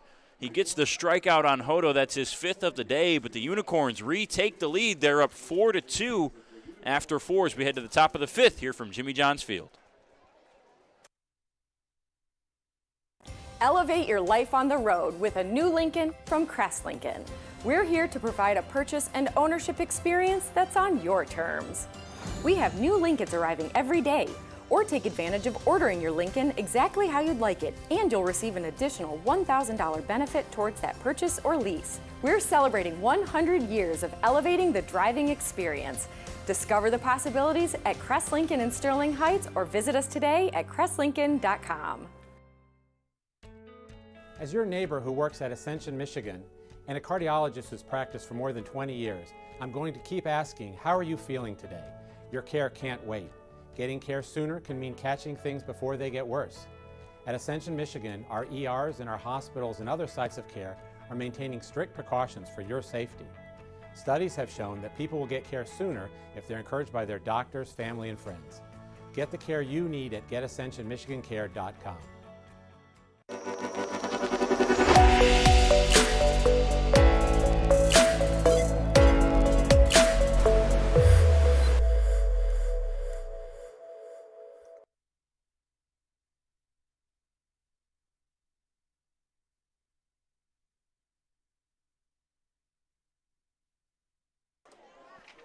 So as we speculated, Jeremy talking about it in the last inning, Adam Riggleman's first professional start and appearance is done. It'll be Keon Taylor to start the 5th for the Unicorns. Riggleman finishes 4 innings pitched, 5 hits, just 2 runs, just 2 walks, and 6 strikeouts. Jeremy, Riggleman was pretty impressive his first showing.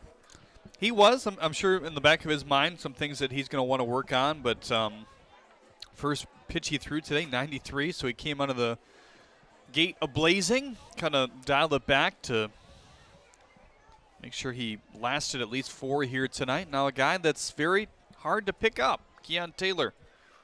It's Porter, Burke, and Rivera due up. First pitch to Porter, 84 miles an hour in there for a ball. It's a sinker.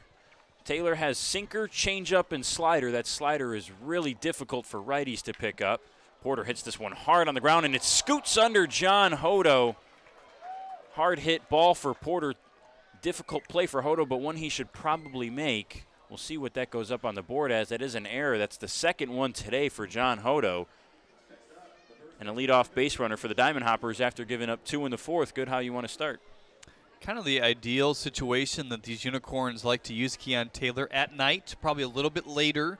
He's a little bit harder to pick up from that sidearm angle from what we've heard. Kind of gets lost in the scoreboard, which is interesting. Never have heard that any other guys, but it makes sense. You know, coming from that slinging area, hides it pretty well. And then on top of that, kind of get lost in the scoreboard at times. Almost looks like it's coming from the shortstop, Louis Attilis, at times, at least that angle. First pitch to Joe Burke is a ball. Now, the advantage for the Hoppers, an advantage that they didn't have the last time they faced Keon Taylor, was the lefties. They've now got 1, 2, 3, 4, 5, 6 lefties in this lineup after every addition positionally from the college showcase except for one were lefties. The only one that wasn't was Kevin Koziel, the catcher. The 1-1 to Burke, who's already got 2 singles, one of them for an RBI today. Sidearm delivery, that's the sinker in there at 85-2. Are those his normal game batting gloves? Burke is wearing the Thanos gloves. We were just having a conversation with Ryan Kotke pregame today. The 1-2 fouled away is that Joe Burke has two of everything. He's got two gloves, mitts, that he wears, one in early work and one in the game, two sets of batting gloves. I think he has two pairs of cleats, two bats. And when I first met Joe, I asked him, you got these Thanos gloves. Those are cool. You wearing those? He goes, no, I got my other ones. These are just practice gloves. But he's wearing the Thanos gloves now. Interesting. The 1-2, this is back up the middle over the glove of a diving John Hodo. Back-to-back base runners, 3 straight singles for Joe Burke. He's had a really great day. Well, if he's a superstitious person, he's going to be very confused on what to wear the next time because he's logged 2 hits with the other batting gloves and now a hit with the new one. So maybe because does the third inning single that was an RBI single, does that carry a little more weight with the other gloves then, do you think? Maybe, yeah. I guess we'll see if he comes up again in the Thanos gloves and what he does. Brings up Yadi Rivera. Rivera's reached today by a walk in the third. Grounded out to short his first time up.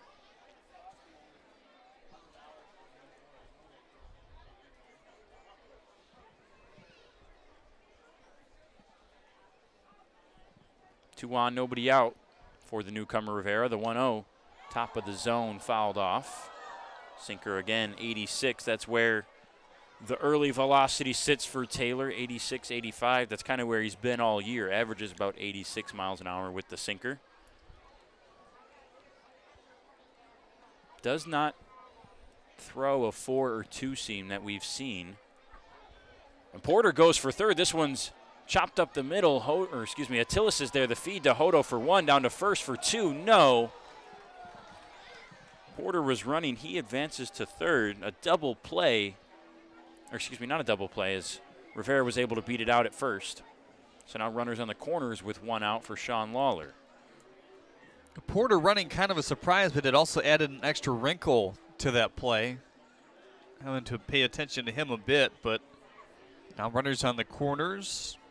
It's Hopper's team looking to take advantage of some more runners in scoring position. They scored just 1 after having the bases loaded twice with 1 out in the third. Can they do some more damage here in the 5th? Lawler reached on an error in the second, a strikeout in the third. This one's grounded to Attilis, feed to Hodo for 1. Tried again at first. Still no, not quite in time. The run scores from Porter on the second in a row, fielder's choice. And the Hoppers have cut it back down to just a 1-run lead. It was just a slight extra gather there by Attilis that I think might have cost him. Hodo got it out of the glove as quickly as he could, kind of scraping the second base bag in front. But it allows the Hoppers to get it 1 run closer. They've just come hanging around offensively here today. So the RBI fielder's choice for Sean Lawler. Brings up Nick Kreitzer with 2 outs and a man on. Second lefty in a row for Keon Taylor to face. 2 more after this as well, should the inning continue. Yeah, all of a sudden there's more lefties in the league than not. We saw all those lefties kind of debut yesterday for the Beavers. Beavers added a bunch, I believe 4 lefties to their lineup. 1-0 to Kreitzer, back up the middle. That's going to drop in front of Galassi for a single, and the inning stays alive for the Hoppers any way possible. Only their second hit this inning. All 5 batters that have come to the plate have reached one way or another.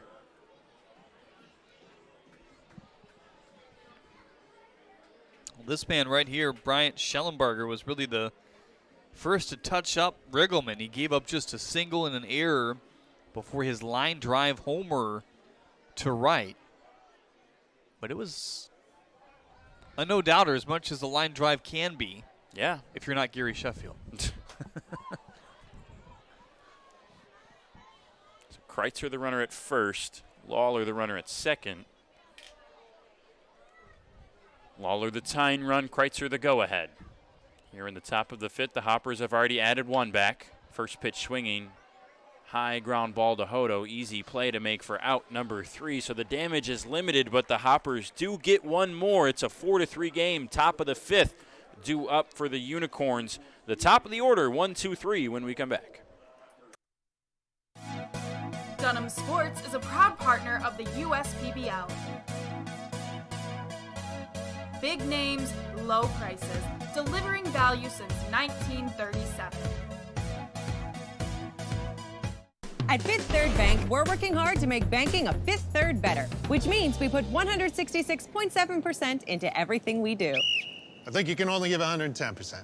Well, with free checking, fraud protection services, and an automatic savings tool to help you quickly reach your goals, 166.7% is possible. Oh, wait till my 8th graders hear about this.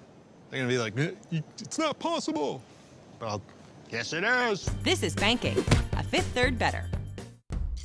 Jimmy John's Field is the perfect venue for birthday parties, summer picnics, company outings, and provides the best entertainment in Metro Detroit with great baseball all summer long.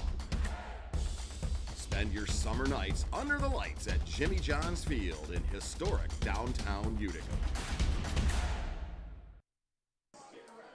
So we already saw Adam Riggleman, the starting pitcher for the Unicorns, finish after 4 innings. Wazinski, the starting pitcher for the Hoppers, still out there starting inning number 5. Looked good so far, only 4 hits, 4 runs, but also 5 strikeouts to just 2 walks. Yeah, they wanted him to show what he has here today in terms of length. If he's pitching well and getting through batters. There is a man warming for the first time today. He just began before Wazinski started throwing his tosses. That's Harry Orth, who may make his debut at some point here today. More than likely he will. Another tall guy out there. Harry Orth checks in at 6'4". Jacob Wazinski, obviously one of the taller guys in the league, at 6'8". Harry Orth is 6'4", and I think they might be sliding him a little bit too. Or that's a typo on my part. We'll see when he steps out here. Here's Drew Galassi, as we mentioned at the top of the order. Galassi, Rodriguez, and Childress will face Wazinski here in the bottom of the 5th. First pitch under the zone, ball 1. Nice job to set these guys down 1 through 3 today. 0 for 5 with just a hit by pitch reaching. And it's in there for strike 1. Galassi today, ground out, strikeout here in the 5th. Count even at 1 apiece. Inside, swing and a miss. Nice pitch there from Wazinski. Strike 2.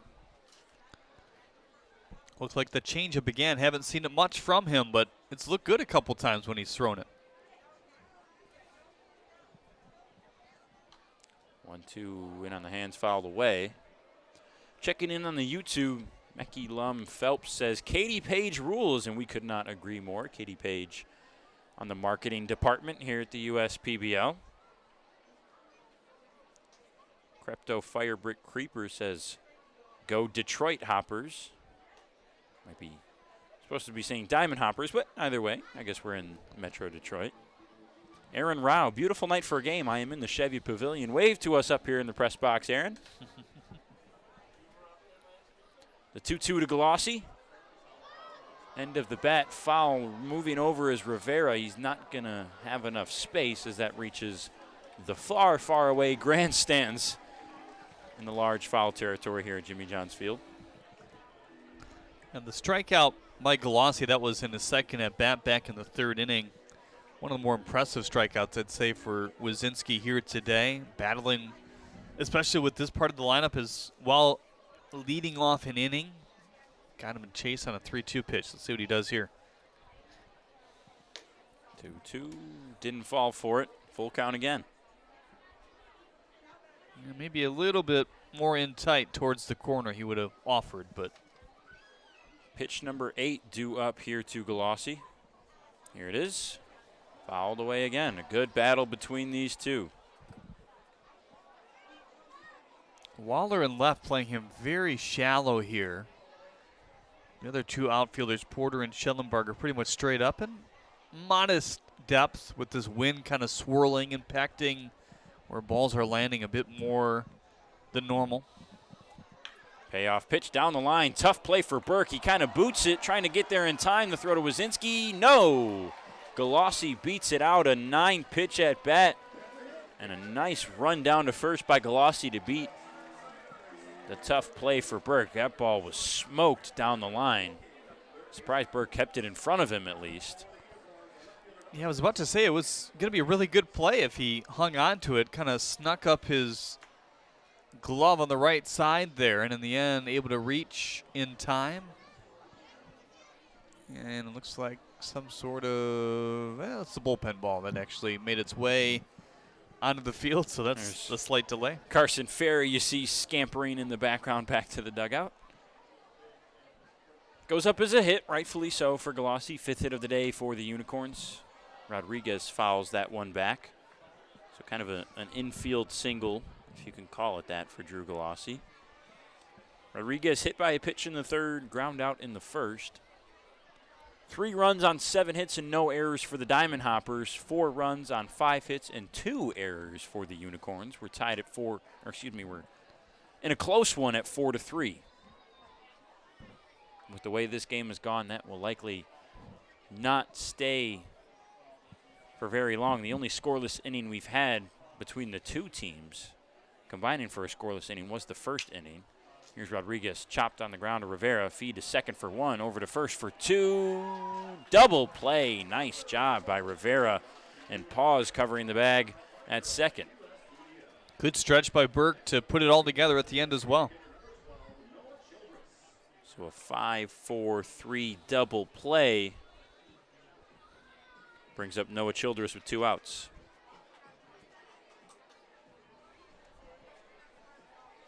That's the way you want to face a guy like this. Him and Sakopoulos both. Bases cleared, 2 outs. First pitch, ooh, hit him on the hands, I believe so. It did, and Childress awarded first base, the 2nd hit batter today by Jacob Wazinski. It looked like a first pitch changeup at 80 miles an hour, but still not in a friendly spot to get hit. Feeling it a little bit, you can tell, down the first base line. Yep. Tough guy, though. He'll stay out there as long as he can.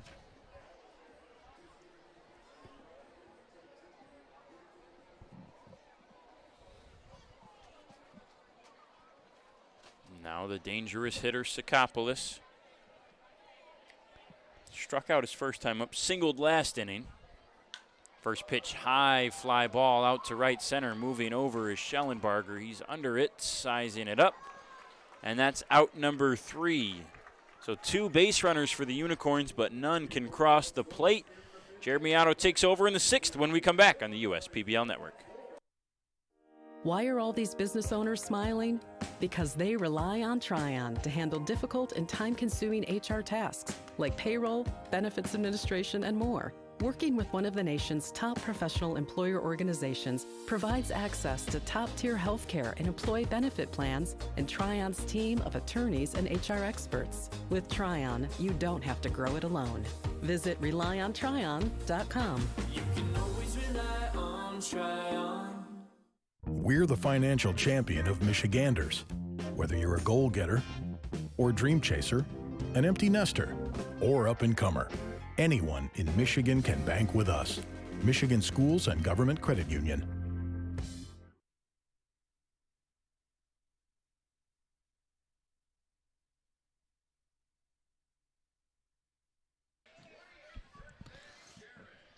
For the 2nd consecutive night, Keon Taylor will pitch his 2nd inning of work.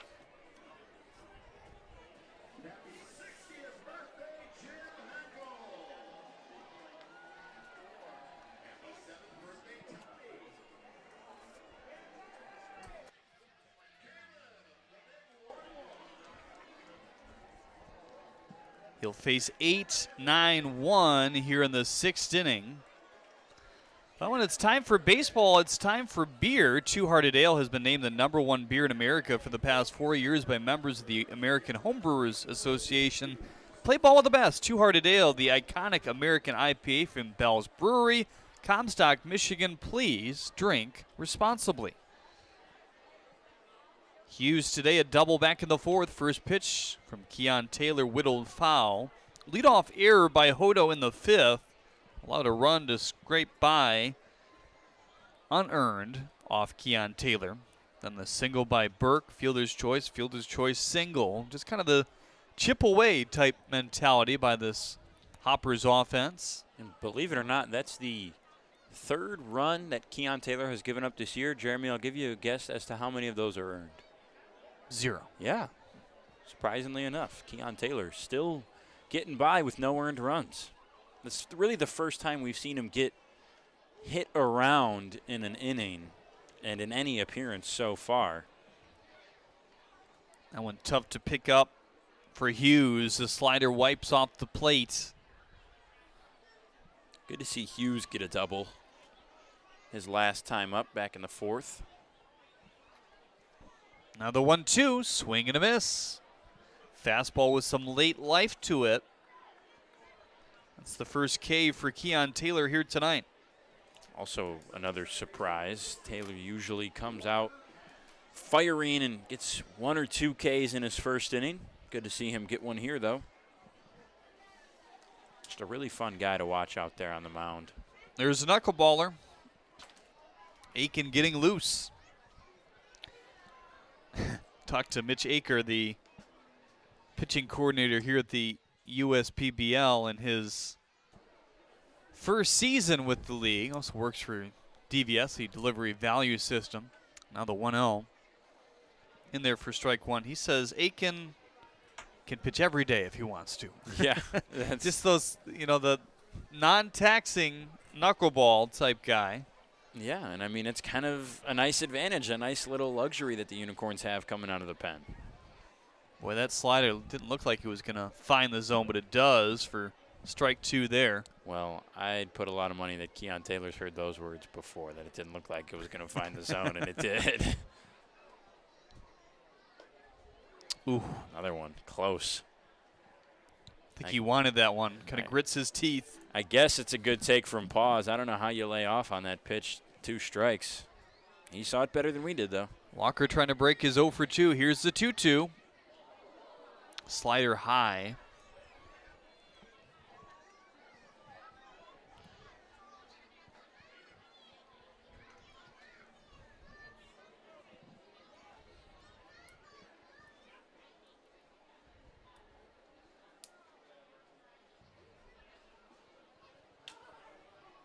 Chopped on the ground. Will it stay fair? No. Lambert with the good efforts. I think Pause might have broken his bat. It did sound that way. It was kind of off the end. Weird little shatter to it. This is the first, we talked about earlier how many broken bats we've had this year. That's the first one we've had in a few games, it feels like. We didn't have one yesterday? I feel like we had one yesterday, maybe. I could be wrong, though.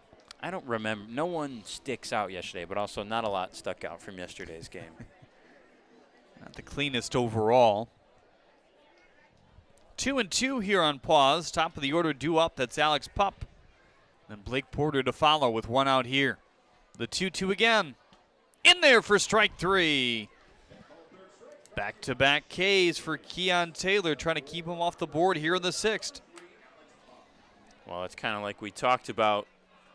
Surprised to see Taylor not pick up a strikeout in his first inning, and how does he follow that up? 2 strikeouts so far in his second. Guys like this are really effective one time through the order usually. Yeah. So you're starting to see that turnover now. Blake Porter would see him for the second time. And that's unusual for Taylor. Faced 6 batters last inning in the 5th. He's not usually ever going to face that many batters in one inning alone, especially the heart of the order. If the Hoppers can get to the 2 through 4 hitters, it could be trouble for Taylor. Fastball finds the zone for strike 2. 6th inning brought to you by Jarbcom. We thank Jarbcom for their sponsorship of the USPBL network. Taylor in hunt of striking out the side here. Here it comes. Won't do it, but looks like an out. Hodo over to first. Sakopoulos hangs on, and a 1-2-3 breeze of an inning for Keon Taylor here in the 6th. Keeps this game right where it is on the USPBL network. Every summer, my family loves to have a neighborhood movie night in our backyard. And with my Chevy Blazer, I can head out and get everything we need for a great night. It has plenty of room for picking up friends, and the available hands-free liftgate is perfect for loading unhandy supplies. You know, it may be movie night, but my Blazer is the main attraction wherever I go.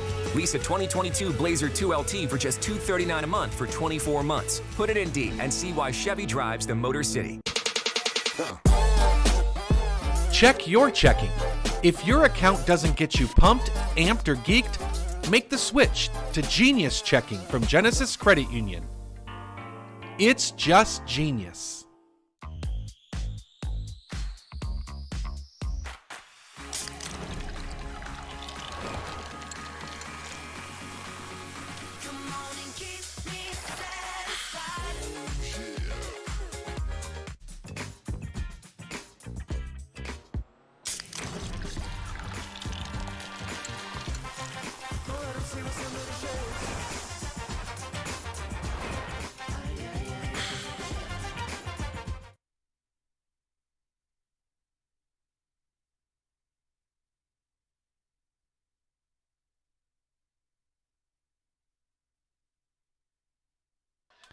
Harry Orth about to make his professional debut, the native of Kenosha, Wisconsin. Four-seam fastball, splitter, curveball for his mix.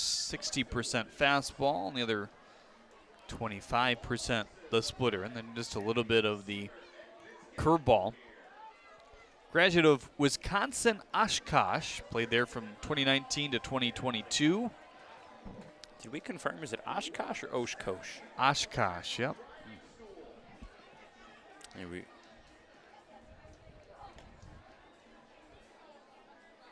we see Orth with the splitter. That's that alternate kind of form of a changeup.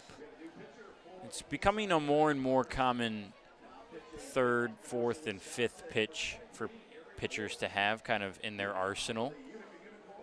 Lean on it sometimes as a put-away pitch. Pitch that kind of a little off speed, tunnels towards the plate straight, and then drops off at the end slightly, but enough to throw off a hitter. First pitch to Castro off the plate offside, the fastball at 92. Orth is one of those guys that definitely could start. Yeah. He made 11 starts this year in college, but they're so deep in that area that he'll be more the long guy and a spot starter if they need. But I think between the arms that you see in the starting rotation right now for the Hoppers, one of them, you'd think, maybe a couple, could have a very good chance of being picked up at some point. There's 93, but foul as it hangs up and gave Burke a little bit of a chance that time. Well, that's what I was just going to say too, Jeremy, is, you know, I think Orth is going to stay a setup man for right now, but that could very easily change in the future, like you mentioned, with the top arms on this staff having a good opportunity to move on. We've already heard of specific major league organizations that are looking at some of the guys. 1-2, chopped on the ground to third. Rivera picks, throws, got him for the first out here in the 6th. Which is a good thing because, you know, it's one thing for the higher-ups to say, oh, yeah, you know, there's some pro teams, some major league teams looking at this guy. And it's another thing to say, hey, this specific team, they've been to these games. They really like him. They like what they see. So that's when you know a player is getting closer and closer to moving on to the next level. Kevin Lambert with a single in the 2nd. There's the changeup away, or the splitter away, I beg your pardon. 1-0.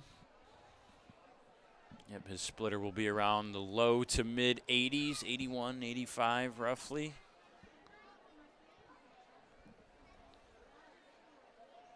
Now the 1-0. Fastball outside, 2-0 on Kevin Lambert. It's a very important pitch to make sure you don't elevate too much with it. He's going to use it sparingly, so we won't see it a whole lot. But when you do see it, it's going to be right around knee level if he does it right. Got in the hands and skies a long pop-up that's going to hook foul. Barely stayed in the stadium down there. Kind of a chilly breeze levitating its way through the booth here all of a sudden. 75 degrees in Utica, Michigan. But when that sun goes down, it certainly makes a difference. From what we felt the past few days, anything is going to feel like a chill, -10 or so. 2-1, line drive to right. That baby's going to sink all the way to the corner. Kevin Lambert, watch him run. Stumbles a bit around the first base bag. Gliding his way to second with a 1-out double here in the 6th. Nice job by Lambert to get all the way down there to second for the double. A tough play over there in right for Bryant Schellenbarger. That ball's just bounding further and further away, and then you've got to quickly turn and throw kind of off balance. He handled it pretty well to limit the damage of that double. We've seen some balls, we talked about it last weekend. This isn't exactly a ballpark that lends itself to triples, but if you want to get one, that's the spot to put it, that right field corner. And we've seen one get there already this year for a triple. First pitch to Parkinson, fouled off the fastball at 92. 6th inning brought to you by Valpak. We thank Valpak for their sponsorship of the USPBL. Yeah, the gaps just aren't gappy enough. They're not, yeah. You got to have a lot of speed to put it in play in the gaps to be able to get to third. Speaking of the gaps, that gate will fly open. They have not noticed yet. Here's the 0-1, swing and a miss. Nasty splitter on the outer edge. And there you see it down and away from Orth.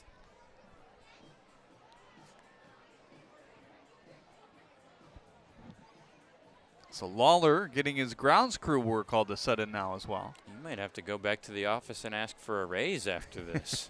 He said, hey, I didn't sign up to be a grounds worker, but if I'm going to, a little extra side cash.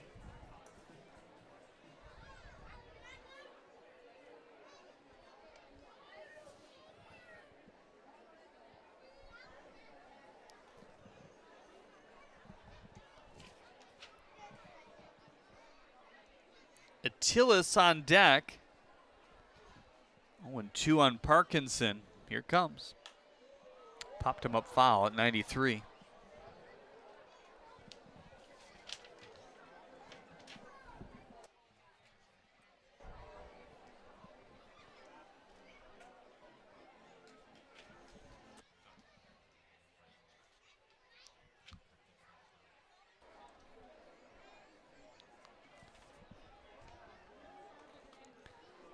Oh, 2 off the end of the glove, but Parkinson with a chance to reach. Good throw down to first base, and a good job by Burke to straddle the bag. Lambert will advance to third, but there are 2 outs in the inning. Yeah, I think Parkinson didn't quite realize that ball got past Hughes until it was a little bit too late. He's not exactly a speedster, but he's got enough muscle in those legs that if he noticed it right away, he would have been able to get down there and probably beat that pass ball out. So there's the first professional K for Harry Orth.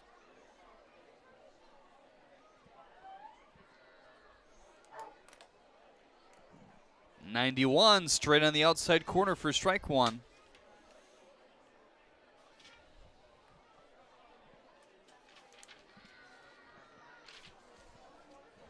Left side of the infield, in tight to the line with that runner on third. It's an important one. And Attila swings over that one from Orth.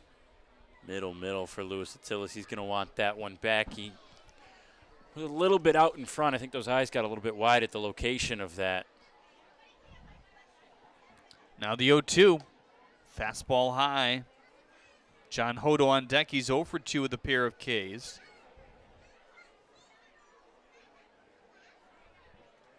Seven strikeouts in total between Wazinski and Orth to this point.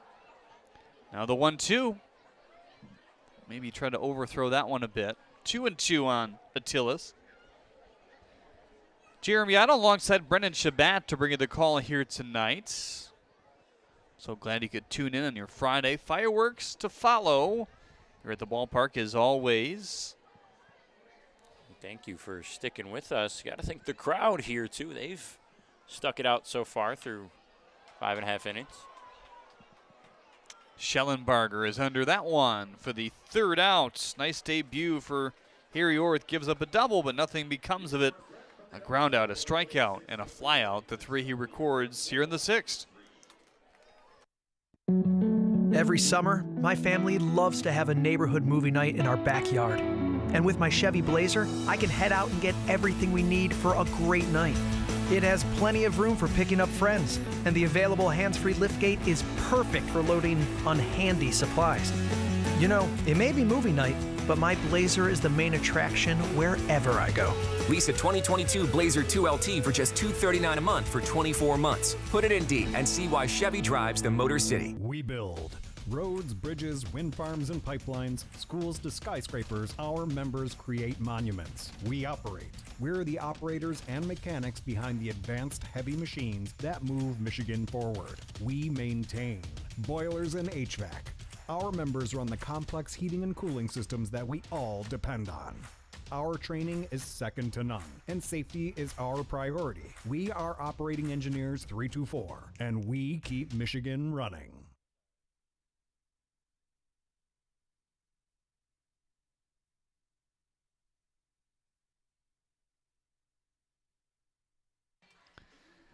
Harrison Aiken, the knuckleballer, will take over on the mound here in the 7th inning. His 3rd appearance in the USPBL. He's pitched 3 total innings. No walks to 4 strikeouts. And Parkinson will catch him for the 3rd time, learning as he goes. And Parkinson, I think that's it. Yeah, the big softball glove he's acquired now, and he's ready to go. It's knuckleball, fastball for Aiken, and it's pretty much knuckleball. That's all we're going to see. Don't know how many innings we'll get. It was just 1 yesterday. But, yeah, ladies and gentlemen, time to wake up. Watch some fun stuff. Knuckleball pitcher on the mound. Aiken, the graduate of Mount Olive, threw just 5 2/3 innings. College coach that first approached him about transitioning to a pitcher. He was a catcher in college, then retired a year after he kind of converted to being a knuckleballer. As there it is, dances low to Blake Porter, 2-3-4. Well, I think he's really got to place that better. His location needs to improve a lot because, you know, there's just the knuckleball. Come on, man. On the ground, foul. And like, you can even, like, see the spin on the baseball hitting the ground there. That just looked weird, too. We talked about it a little bit yesterday, but he literally aims sometimes for the catcher's helmet or the umpire's chest protector every time. He picks his spot on that night and just tries to hit there. And I think that's just for gravity purposes, right, knowing that the ball is going to drop it at some point. And was talking to Parkinson, his catcher, about it. Told you this is his 3rd time catching him in a row now. But it's the first time he's ever caught a knuckleballer. He's using the glove that Aiken provided that he carries around with him throughout his career. 1-2, slider away, 2-2 on Porter.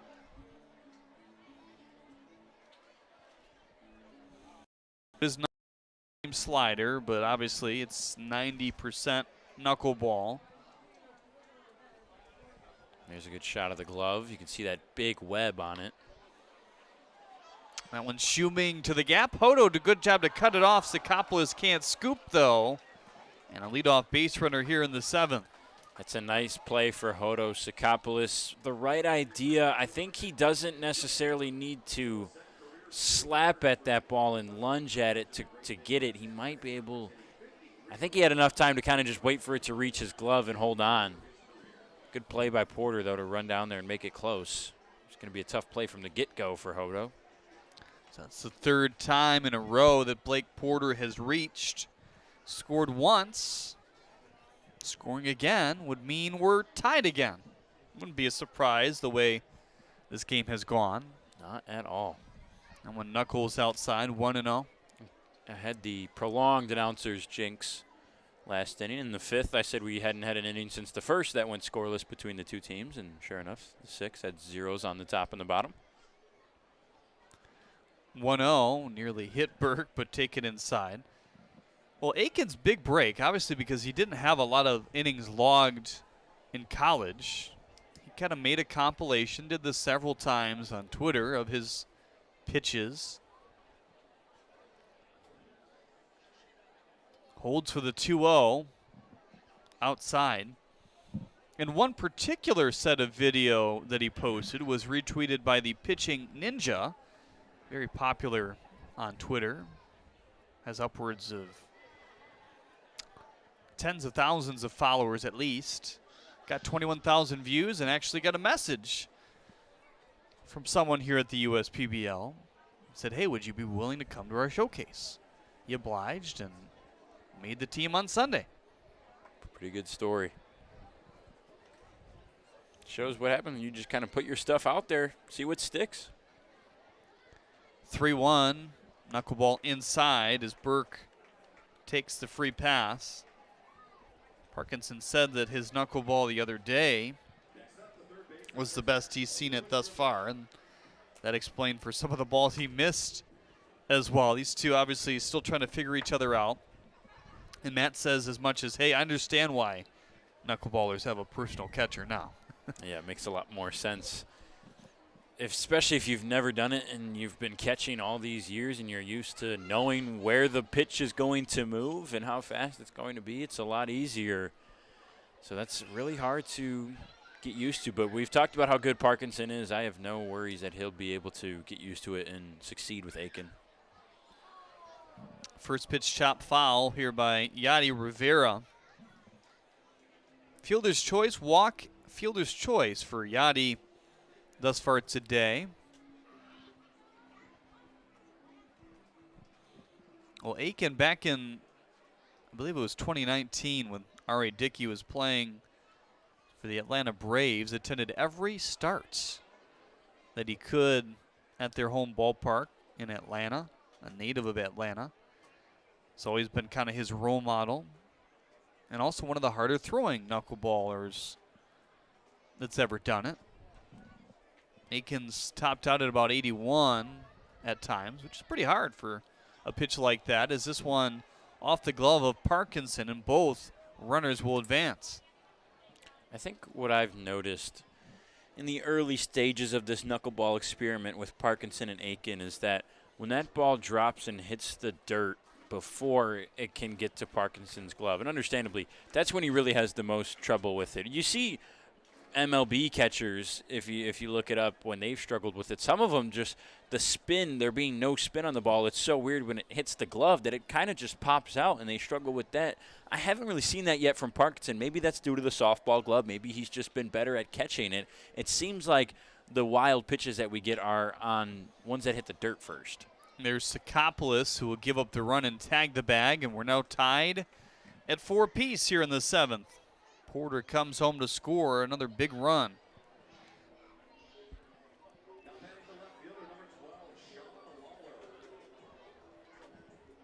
Good job by Porter to be ready. It's kind of the unwritten rule as a base runner. If you're on second or third and it's hit to your left, run. On the ground, try to get to the next base, move up a spot. First pitch slider in on the hands as Lawler fouls it off.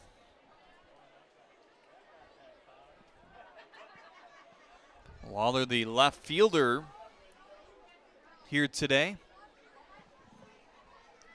Reached on an error in the 2nd, struck out in the 3rd, and reached on a fielder's choice and drove in a run in the 5th as well. The 0-1. Whoa. Inside. One of the more wild ones we've seen as far as the movement. And the velocity is upticked here in the last couple. Got it up to 76 yesterday, I believe it was the highest we saw it top out at. 1-1 by him. It's really hard to tell from our camera angle. I wish we could stick a camera in Matt Parkinson's mask and watch from there. If you pay close attention, you can see the wiggles laterally that really make it such a difficult pitch to hit. One teardrops away, 2-2 on Lawler. Nice job by Parkinson with a runner on third to grab that one. You can tell he's already made some adjustments the way Yeah. he's catching it today as of yesterday. The even pitch now with 1 out. Lawler just throws a bat at it. Put the bat in the zone and kind of hope sometimes.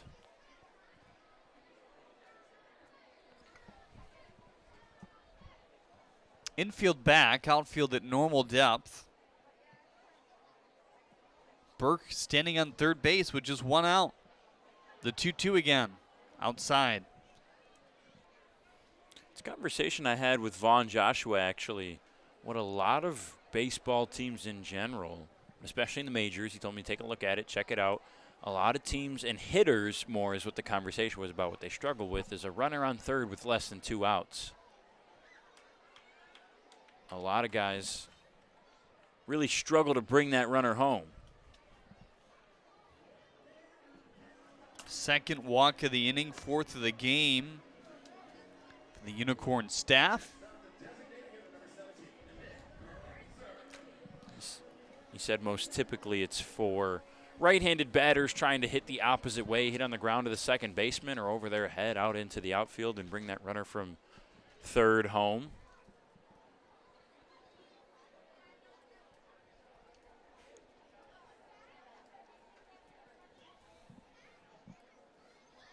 First pitch to Kreitzer.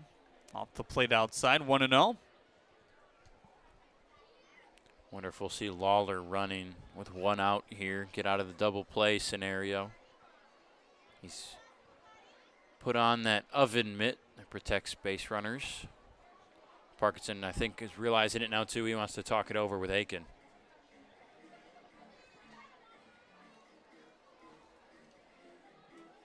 We've already seen one. Not sure if it was a planned hit and run or not today, but Kreitzer was actually the batter, and Porter advanced over to third from second.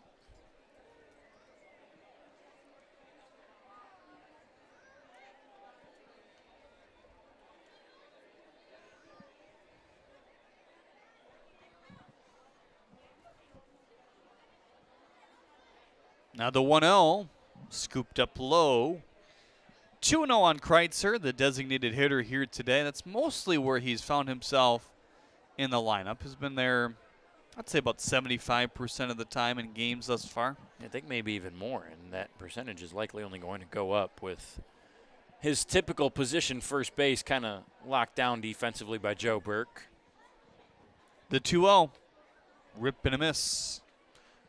But Kreitzer's comfortable in the DH role, allows him to focus solely on hitting. He's comfortable there in the middle of the order, too. It's a bat that Ryan Kotke and John Dombrowski want in their lineup. 2-1 down in the dirt. Good job just to keep it in front by Parkinson there. Yep. He's going to get a workout. He is. He's locked in. Look at him there. He seems like a guy who doesn't necessarily need a workout either, but he works out a lot. When you see him without the pads and without the jersey, he's a really muscular guy for a catcher.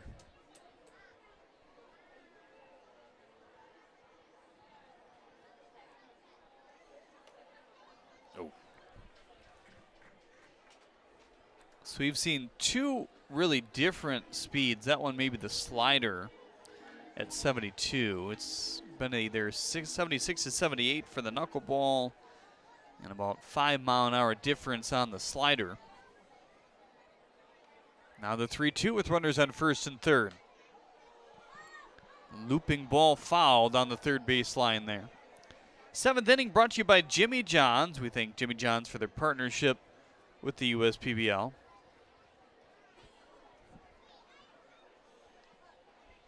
We thank you for tuning in as well on Facebook or YouTube. Here on your Friday, 9:16 Eastern Time, with the first pitch just after 7:08 here tonight. 3-2 Fastball high.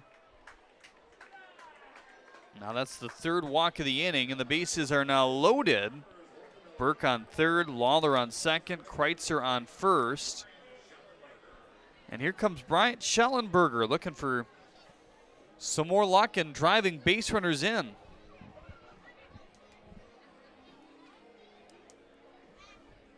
Already has one RBI today himself, a solo shot. Hard hit ball to left back in the fourth. Lambert is in at third, trying to cut that untying run from coming home. First pitch slider in for strike one.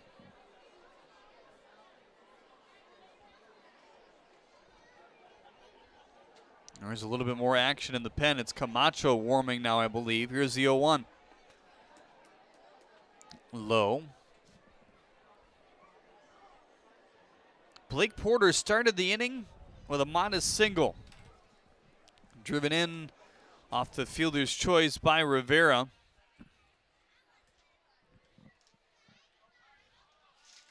One fly ball, right center field, back towards the stage, and 2 hops over the wall. It's going to be a ground rule double and 2 more runs for the Hoppers. Quite the day for Bryant Schellenberger. Pretty good first professional day in front of fans for him. How about that? A big shot for the Hoppers. Was almost, would have been bases clearing had it probably stayed in play, if not for the ground rule double rule, but man, he smoked that ball. Tough to see from out here, you know, with the open fence and the Adirondack chairs out there in right field. But we can tell, I think it did hit the warning track first. That's what the umpires said as well. Schellenberger, have a day, young one. So Adrian Guzman trying to buy some more time for his bullpen here. That's actually Bewley who's warming up.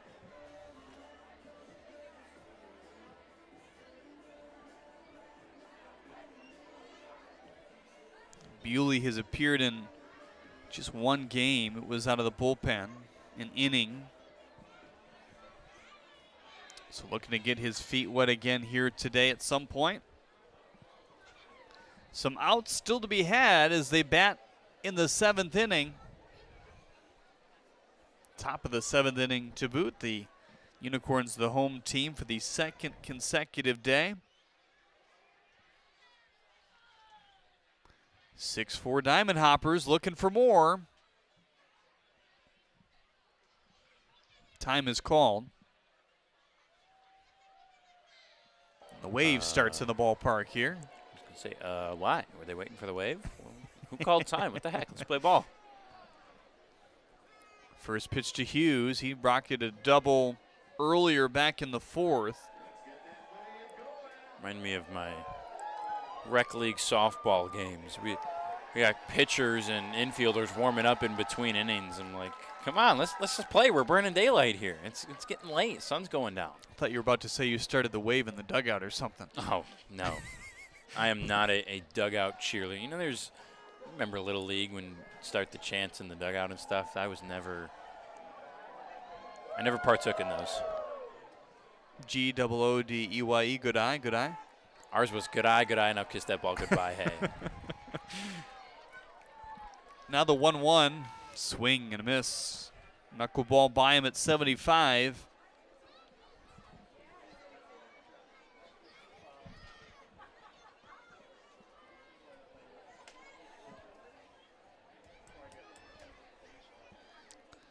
Kreitzer standing on third with a walk.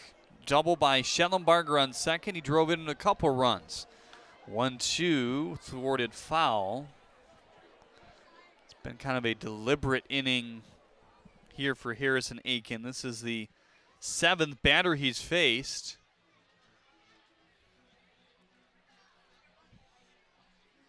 The wind has calmed down. The flags are limp, both in left field and in right center.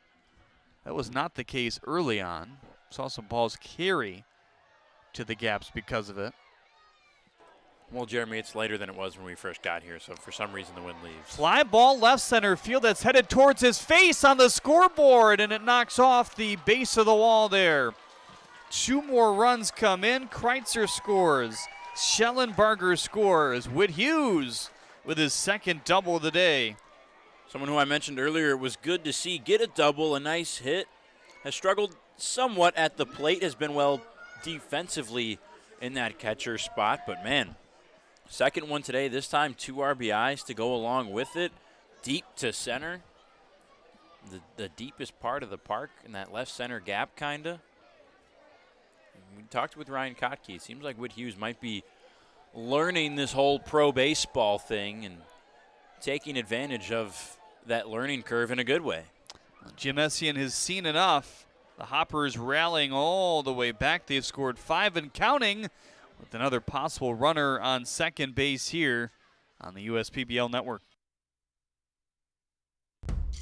Jimmy John's Field is the perfect venue for birthday parties, summer picnics, company outings, and provides the best entertainment in Metro Detroit with great baseball all summer long.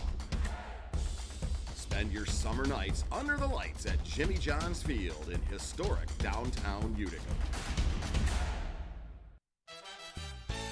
Make your move with a quick and easy mortgage from Genesis Credit Union. We have mortgages to fit your life.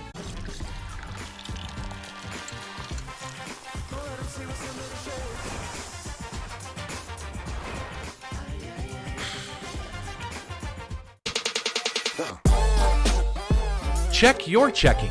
If your account doesn't get you pumped, amped, or geeked, make the switch to Genius Checking from Genesis Credit Union.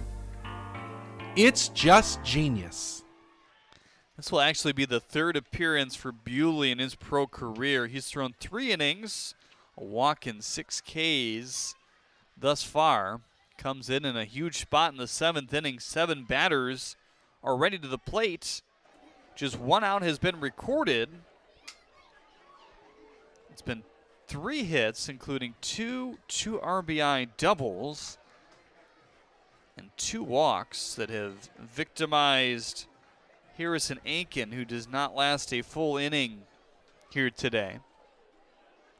Just saw him barrel it up a little bit more than we've seen thus far. Bewley's been impressive in the 2 starts that we've seen, though. He was our player of the game in one of the games, I think. Had 5 or 4 of his 6 total strikeouts in 2 innings or something, or he struck out all 3 in an inning. I don't totally remember what it was. It was a couple weeks ago, but has some good stuff. Whit Hughes, the latest 2 RBI double, stands on second. 92 to Paz. Up high, that's a little bit of a change of pace. 75, 78 mile an hour knuckleball to a 92 mile an hour fastball. With spin.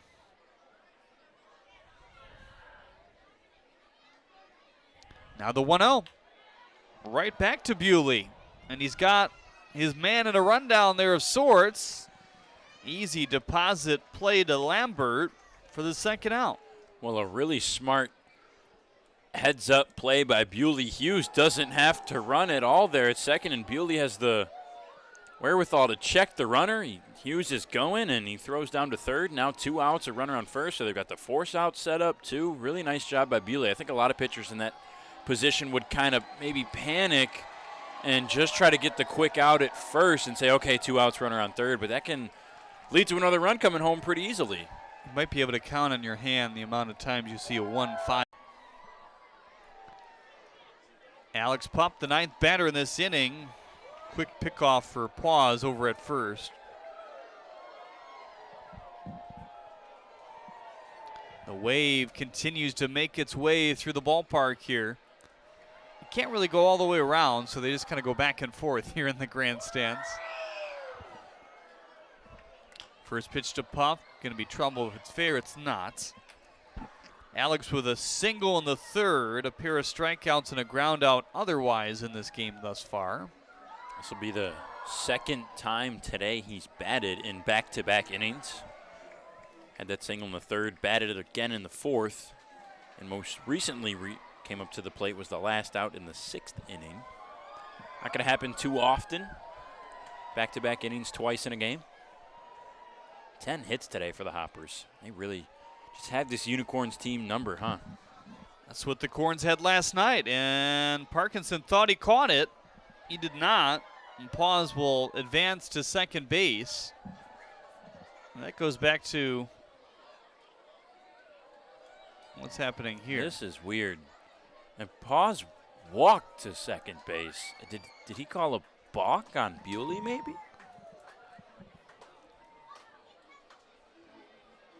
So even Parkinson is a bit confused at the whole ordeal.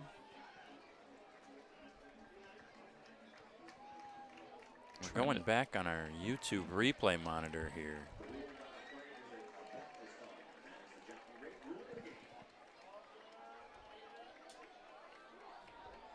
I don't know. That's weird. When he came set, he didn't quite finish moving when he came set. He didn't quite stop completely and then get ready to deliver. 93 low and away. 1-1 on Alex Pup now. 8 runs on 10 hits and no errors for the Diamond Hoppers. 4 runs off 6 hits and 2 errors for the Unicorns thus far. We might not be done in a wild game like this. Here in the 7th, 1-1, swing and a miss. Uncorked the changeup there.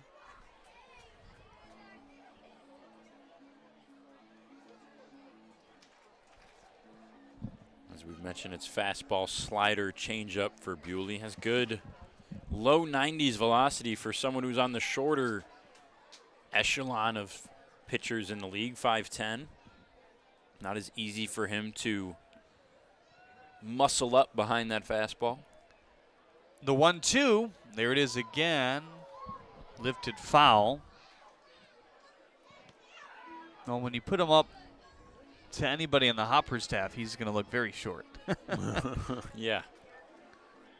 But most people would. Looks like Bewley's liking that changeup today. That's something we talked with him about. He tests it early, sees if it's moving at all, sees if it moves vertically, and if it does, he likes to use it. There is a sharp slider to end the inning. It's a long one if you're a Unicorns fan, but a good job by Bewley to give up just a fielder's choice and strike out Pup to end the threat in what was a 9-batter inning. 1, 2, 3, 4, 5 runs come across to score to give the Diamond Hoppers an 8-4 lead. Time for your 7th inning stretch.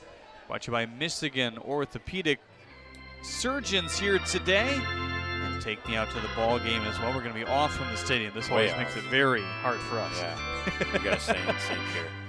Take me out to the ball game. Take me out with the crowd. Buy me some peanuts and Cracker Jack. I don't care if I never get back, for it's root for the home team. If they don't win, it's a shame. For it's 1, 2, 3 strikes, you're out at the old ball game. 7th inning stretch brought to you by Michigan Orthopedic Surgeons here on the USPBL Network. Stick around, an 8-4 lead for the Eastside Diamond Hoppers. There's nothing better than a ball game at Jimmy John's Field and a cold beer from Midland Brewing Company. Hi, I'm Kyle, the head brewer at Midland Brewing Company, here to wish you a stellar time making memories at Jimmy John's Field. And we hope that you're living it up with a Copper Harbor Ale in your cup. You can find more of our selections here at the ballpark and around town at your favorite bottle shops too. We hope you have a ball at the game, and remember, enjoy responsibly. Let's play ball. Jimmy John's Field is the perfect venue for birthday parties, summer picnics, company outings, and provides the best entertainment in Metro Detroit with great baseball all summer long. Spend your summer nights under the lights at Jimmy John's Field in historic downtown Utica. And what probably feels like an eternity here for Harry Orth. He is back out there for his second inning of work in the 7th inning here today. As Hodo lines one up the middle, a base hit past the lunging attempt of Pup there. His offense sent 9 to the plate, 7 of those against the knuckleballer Aiken, who knocked him out after just 7 batters and 1 out recorded. Bewley came in, faced just a couple batters, got a fielder's choice and a strikeout, trying to keep his team in this game. Yeah, doing the best he could. Didn't give up any more runs. That's all you really needed, plain and simple. Any way you can get it, get those final 2 outs and get out of there. Send those hitters to the plate. Galassi looks at a ball outside. Drew today, 1 for 3, strikeout, ground out, single.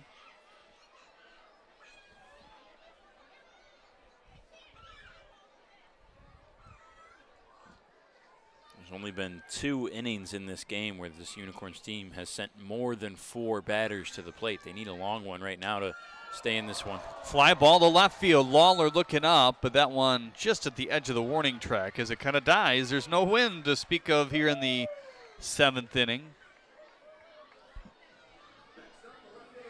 Yeah, I think Galassi got his wind-boosted home run of the weekend yesterday. He's going to have to muscle up to get the rest of them.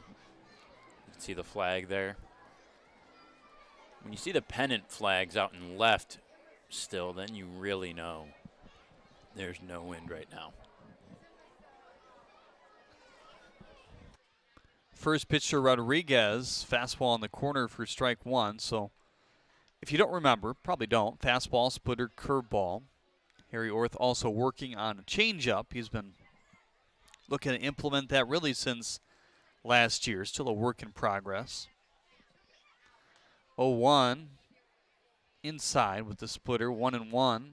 Threw a couple of nice splitters in that first inning of work.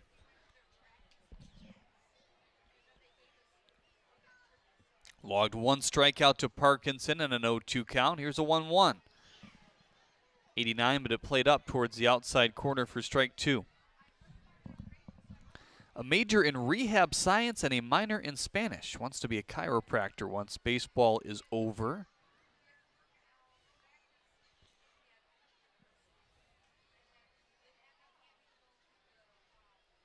The 1-2. Fastball away.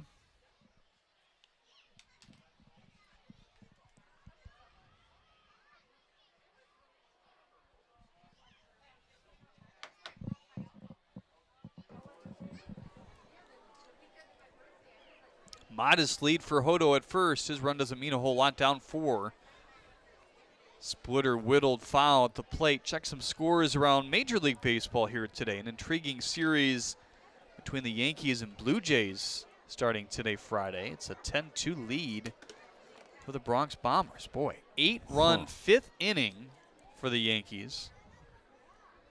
Stanton, LeMahieu, the local product of the Brother Rice, and Rizzo all hitting home runs here today. This one on the ground, third base side. Rivera kept it in, feeds to second in time. Over to first, got it.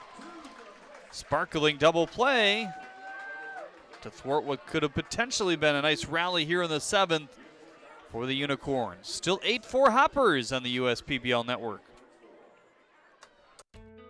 As your neighbor who works at Ascension, Michigan, and a cardiologist who's practiced for more than 20 years, I'm going to keep asking, how are you feeling today? Your care can't wait. Getting care sooner can mean catching things before they get worse. At Ascension, Michigan, our ERs and our hospitals and other sites of care are maintaining strict precautions for your safety. Studies have shown that people will get care sooner if they're encouraged by their doctors, family, and friends. Get the care you need at getascensionmichigancare.com. First State Bank is a locally owned and operated business. We're part of your community.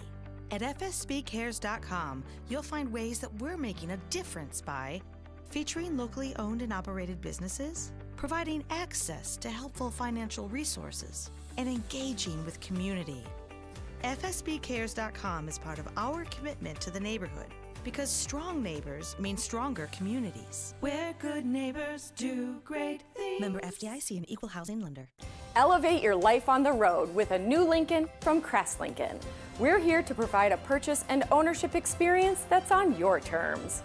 We have new Lincolns arriving every day, or take advantage of ordering your Lincoln exactly how you'd like it, and you'll receive an additional $1,000 benefit towards that purchase or lease. We're celebrating 100 years of elevating the driving experience.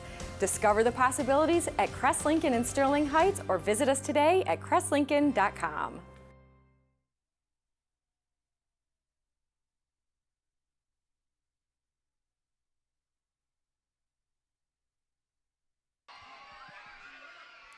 Kind of a unique looking sky there as the sun falls down on the left field line. Darker clouds, but not rain clouds. It's kind of how the light is hitting off them. They're like completely still out there almost. They looks are. Like. Maybe that's why we have no wind, huh? Perry Bewley back out there for his first full inning of work. Relieved Aiken when things unraveled in the 7th. Delivers a ball low. How about Porter today? Strikeout, walk, error scored, single scored. He's done a nice job of just getting on base. Playing center field once again for Ryan Kotke and John Dombrowski's team. If you remember from the last inning, too, his single was that infield single to Hodo. That was just a tough play kind of up the middle. So, yeah, get it any way you can. 1-1 dives low. The change up there from Bewley. 1-2 now.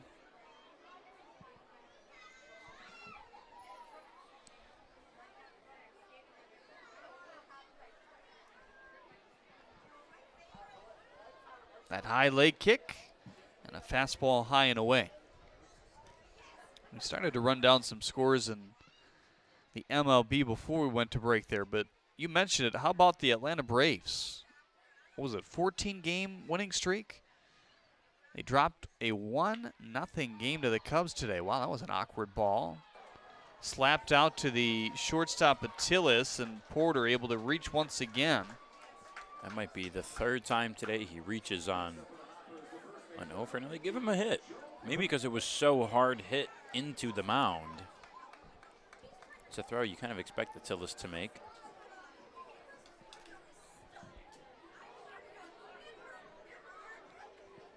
So the Cubs beat the Braves 1-0.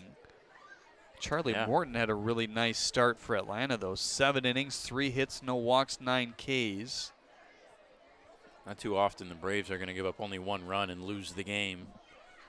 It seems like those Cubs have just been a bit pesky in some of these games as well. See how much longer that takes place. This trade deadline's coming up here. Might see a similar situation to, what was it, last year, 2 years ago, the Cubs kind of sold everybody. They're not exactly back to World Series strength. Might sell again. Just 5 overall hits in that game. An intriguing interleague series, Boston and St. Louis. Boston has a 6-1 lead over the Cardinals. That's in the 8th. Adam Wainwright starting for St. Louis. Ageless. Fly ball to right center field. Galassi. Wow, could just use that one kind of circle around. Wow, yeah, that thing just kept gliding and gliding over to the right.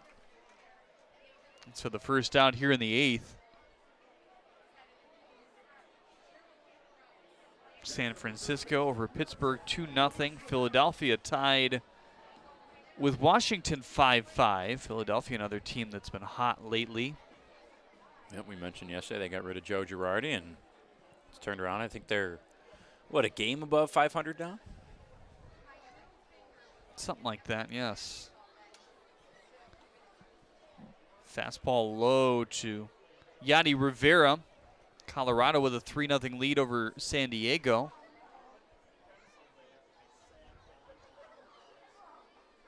Good start for Freeland thus far. 3 innings, just 3 hits, no runs. 1-0, down low. 2-0 now. Houston tied with the White Sox 3-3. That's in the bottom of the 5th. Big 3-run third for the White Sox to tie the game after a good start for the Astros.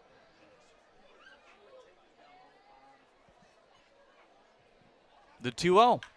Fly ball right field. That's going to hook high in the air and way foul over the berm and back towards the wiffle ball stadium. Well, there's that sound and there's that pop. I mean, just good bat speed, but it didn't even look like Rivera's trying to hit it that hard. And that ball is just smoked. That's probably 400 feet. Unluckily foul.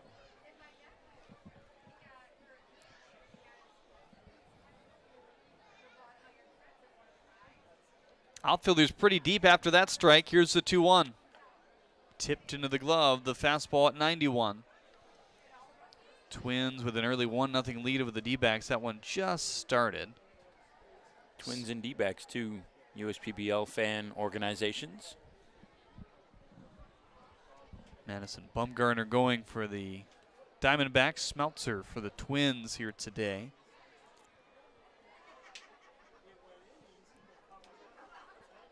Now the 2-2.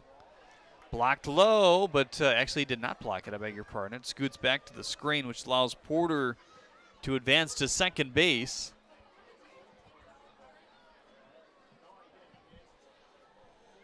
Eight to 4, but the lead has felt larger of late here for this Hoppers team after the big 5-run top of the inning. They've had more hits than the Unicorns almost the entire day. They've been out hitting them, and it only recently transpired that they gained the lead as a result of all those hits. This Hoppers team is just really good right now.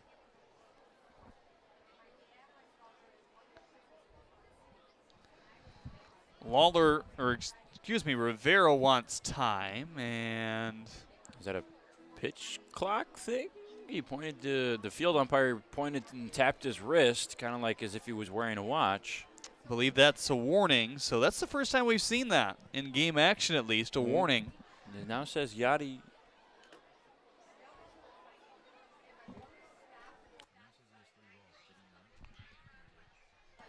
Three and two still on Rivera here, the third baseman. So the batter, except in situations like this, as the home plate umpire asks for some more baseballs and adjusts his equipment, the batter has 9 seconds to be ready to play. With the runner on base, the pitcher has 20 seconds to come set and deliver. The 3-2. Fastball outside. For the most part, it has not been an issue for either party. Most guys working with decent pacing on the mound. Yeah, we really haven't seen it come up yet this year.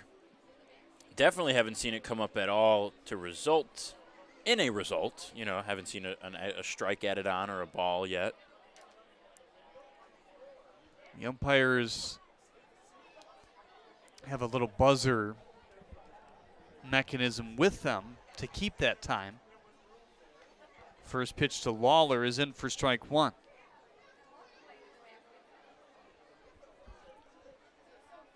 Certainly seeing a lot of shifts in the technology in baseball. PitchCom in Major League Baseball becoming a widely used system where there's no signs put down to avoid the sign stealing that all happened. 0-1 on the end of the bat. 0-2 on Lawler. We've even seen the automated strike zone tested out in the Atlantic League and other places. There's a pitcher in the USPBL. His name escapes me right now. It's one of the new guys. There's been quite a few in the last few days that we've had to learn. 0-2 off the inside part of the plate there. Lawler doing his best stretching he could there off the inside part of his belly. It's now runners on second and third with just one out here in the eighth.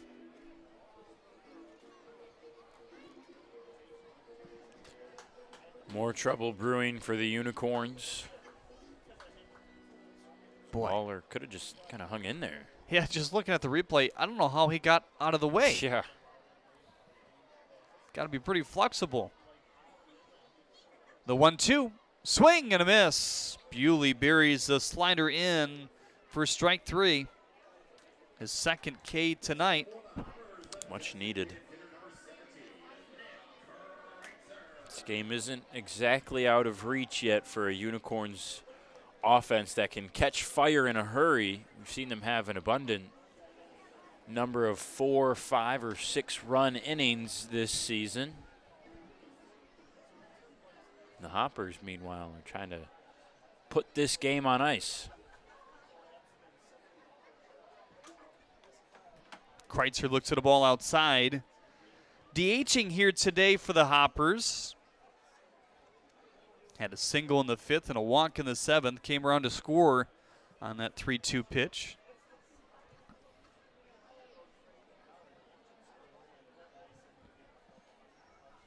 Porter on third, Rivera on second.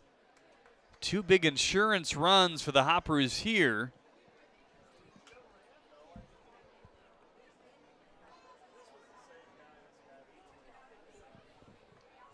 No action in either pen right now. In an 8-4 game here in the top of the 8th. So that must mean that Orth is getting a 3rd inning, which is not a huge surprise given what we told you about earlier. He's definitely has the ability to be stretched out. Starter in college. He had 12 of his appearances last year. 11 of them were starts. Maybe more so lends to where this game is right now in terms of the score as well. Kreitzer takes a close pitch outside, 3-1. And as I was trying to wrap my brain around who the player was that pitched with the automated strike zone, it was Mr. DeSanti. So there you go. Yeah. Pitched for the Long Island Ducks last year in that league. He was not a fan of it. 3-1, swing and a miss, 3-2. Advantage batter, in his opinion. Well, yeah, it seems like for the most part, the batters on what we see as and understand as missed calls, whether it's here in the USPBL, at the major league level, in college, it seems for the most part it's detrimental to the batters. Yeah, the automated strike zone would, in turn, help the batter. 3-2 outside. Now the pond full of Hoppers here in the 8th. And this is what, the 3rd or 4th time we've seen the Diamond Hoppers have the bases loaded here today. And just in the last 2 innings, that is now 14 batters. Camacho kind of getting up. Montané down there as well. We were kind of bound to see a day like this for the Unicorns. On the ground to Attilis with 2 outs, so just tag the bag at second, and that will end the top of the 8th inning. Hoppers threaten, don't score. They did score 5 in the 7th to take this 8-4 lead. There are things you can rely on in this world, like your dog being happy to see you, coffee getting you through the day, and the government changing business regulations. And when it comes to navigating those regulations, you can rely on Tryon and its team of attorneys. Tryon can also tackle time-consuming HR tasks like payroll and employee benefits, so you can stay focused on growing your business. With Tryon, you don't have to grow it alone. Visit RelyOnTryon.com. You can always rely on Tryon.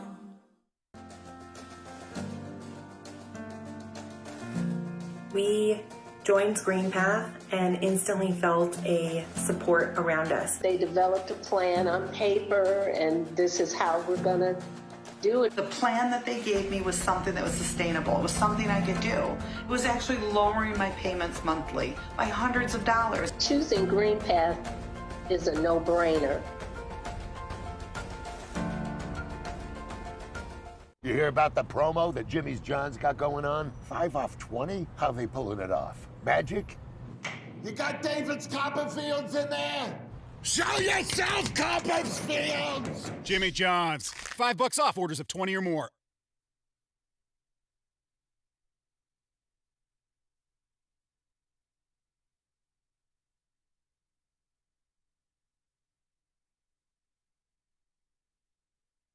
Well, as anticipated, Harry Orth will get a third inning of work here in the bottom of the eighth. By no means are these Unicorns out of this game. It just feels like a bigger seller than what we see right now. 8-4. The lead for the Diamond Hoppers off their 11 hits now. 4 runs off 7 hits and 2 errors for the Unicorns. They have 3-4-5 due up. Childress looks at a strike on the outside corner for strike 1. De La Cruz and Bolin, the 2 available on the bench here for Jim Essian tonight. 0-1 overthrew it and off the glove outside. Orth with a couple of snappy innings, benefit of a 5-4-3 double play to end the 7th. Leadoff single by John Hodo in that frame. 1-1 club to left, a base hit.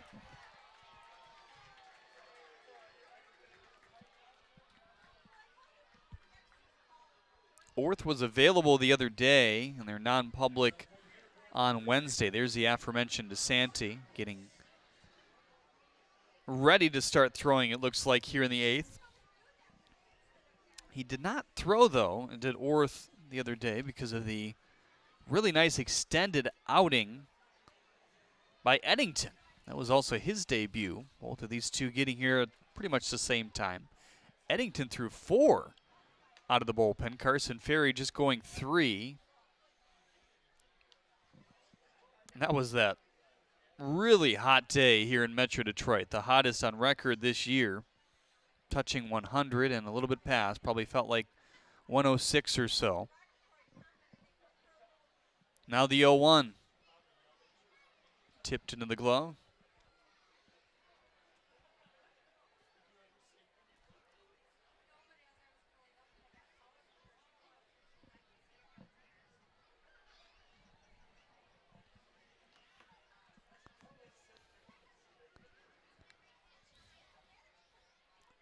(0-2) lifted foul. We have just gotten word that we are playing 9 innings here today, so a full 9. As the Unicorns bat here in the bottom of the 8th. 8th inning brought to you by Scott's. We thank Scott's for their partnership with the USPBL this year. Their sponsorship of the grounds crew as well. 0-2, fly ball, right field. Schellenbarger chasing it back, edge of the wall, makes the catch. Trotting back to first is Childress.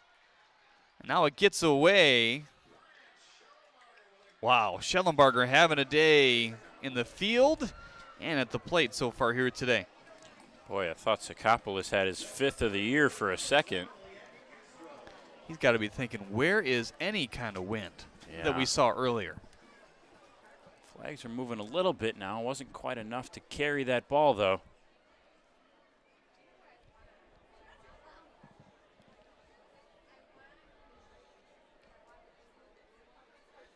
Leandy Castro's had a good day. Double and a walk. Boy, that swing would have changed this game if it found a way to spark over the fence just a few more inches. Certainly, with Castro due up, too.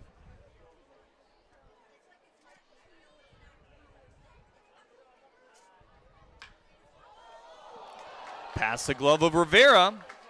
Childress got a late break. He'll stop at second, and Pup was over there anyway fairly quickly. So now first and second with 1 out here in the 8th. Off the bat at 95. And you can feel this Unicorns' offensive calmness, maybe calming the storm a bit here in the 8th. Looking to inch their way back in the game. Lambert, not really known as a power hitter, but having a good day today. 2 for 3, had a home run last week. Has shown he can do it.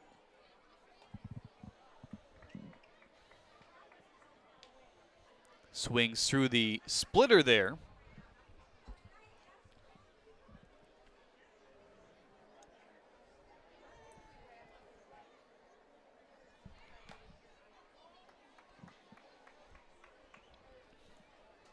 Lambert with a single and a double.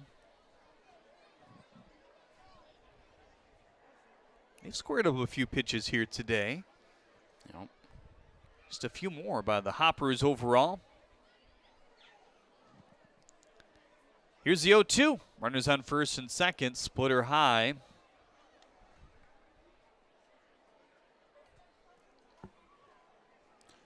Michael DeSanti now warming up in the Hoppers bullpen. Been mostly a one-inning guy thus far. Here's the 1-2. Popped him up. Gonna reach the outfield barely here. Pup under it. Lawler coming in. It's Lawler who takes charge and has to slide and get it in the end. I'm not sure he was on the same page with Pup there. I think a smart play by Pup to back off in the end. But that one got so high in this night sky that it gets above the ceiling of the lights, and that makes it a little bit more difficult for Lawler to see. But he was able to hang with it and make a nice play. It's a very dark sky as you get a peek there. Just a shade of light. Still trying to sting around there and left as that's off the glove of Hughes. Childress to third. Castro to second. That's a fairly big deal, given what those runs mean right now. Matt Parkinson trying to deliver once again. His last at-bat in the sixth was a K. Sacrifice fly in the fourth and a double and an RBI in the second. He's had a good day today. 2 RBIs already. We've praised him for his abilities at the plate. Now the 1-0. Fastball up and in. Sure, he would love to prove us right again right here. It's really continued to cool off from 79 to 75, now down to 71 degrees as we nearly strike 10 Eastern. 2-0, fastball pulled in for strike one.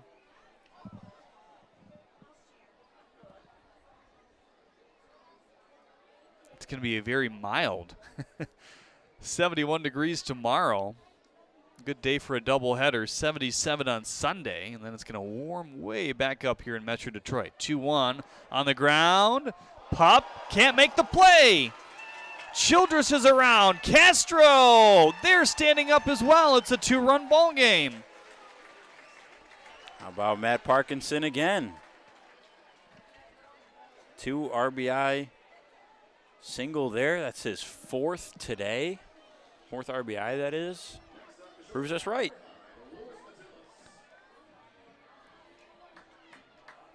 Base runners galore in the last few innings. Here's the contest here tonight, and the Unicorns are still kicking. Here's Luis Attilas. Looking for hit number 5 on the year. Fly ball right center field. That one's going to sink towards the gap. Parkinson around second. Laboring to third base, being sent around by Essien. Parkinson all the way home. It's down to 1. Well, you just love to see it from Luis Attilas. We talked about his big day yesterday, in need of it. And another big shot there, RBI double. First pitch ready to go. We said it. We said it. This Unicorns team won't go away easily. We've seen them put up multiple runs in innings before. 3 already. The 7th batter to the plate, which is the longest inning thus far from the Unicorns. We've seen the Hoppers send 9. That was in their big 5-run 7th. Can they surpass that here? First pitch strike on the splitter. John Hodo, single in the 7th. Pair of strikeouts previously before that in the 2nd and 4th. Quickly the 0-1. Back-to-back splitters. Got him swinging there.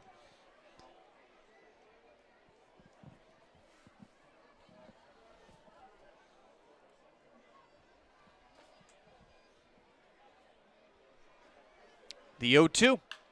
Pounded up the middle, hit the glove of Orth in the end.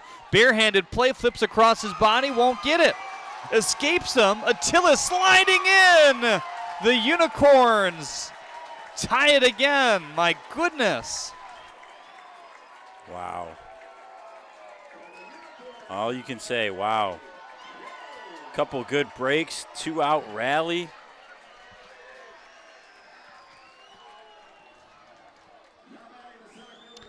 They have now put 12 hits on the board, surpassing what the Diamond Hoppers have done thus far. Drew Galassi is the 8th batter to the plate.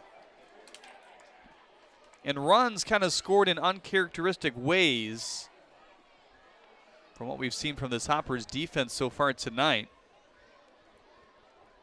Almost an amazing play by Paws over there at second. Tough play for Burke, too. Can't really fault him for not being able to grab that one.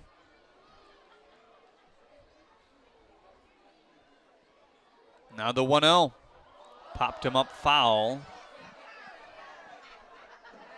Crowd certainly seems to be enjoying this late rally from the Unicorns. Nicholas Allen comments on YouTube, wow, what a crazy game tonight. No doubt. Yeah. Kind of saw it coming a little bit. We knew this would be high scoring. Two of the best offenses in the league right now. 1-1, splitter high, 2-1 on Galassi now. Looking back, how big is it what Bewley was able to do in the 7th? Inherited some runners. That 1-5 fielder's choice to stop the runner moving to third. Galassi slams down the bat. Lawler able to go across the line to squeeze out number 3. Not before 4 more runs from the Unicorns scratch across the plate. They have tied it as we head to the 9th after this on the USPBL Network. At Fifth Third Bank, we're working hard to make banking a Fifth Third better, which means we put 166.7% into everything we do. I think you can only give 110%. Well, with free checking, fraud protection services, and an automatic savings tool to help you quickly reach your goals, 166.7% is possible. Oh, wait till my 8th graders hear about this. They're gonna be like, it's not possible. Well, yes it is. This is banking, a Fifth Third better. I'm all in with HR and Organizational Development Council. I'm all in with Marketing and Business Development Council. I'm all in with Operations and Member Experience Council. I'm all in with CEO Council. I'm all in with Lending Council. I'm all in with CFO Council. I'm all in with Technology Council. Our credit union is all in with CUNA Councils. You hear about the promo that Jimmy's John's got going on? 5 off 20? How they pulling it off? Magic? You got David's Copperfields in there? Show yourself, Copperfields! Jimmy John's, $5 off orders of 20 or more.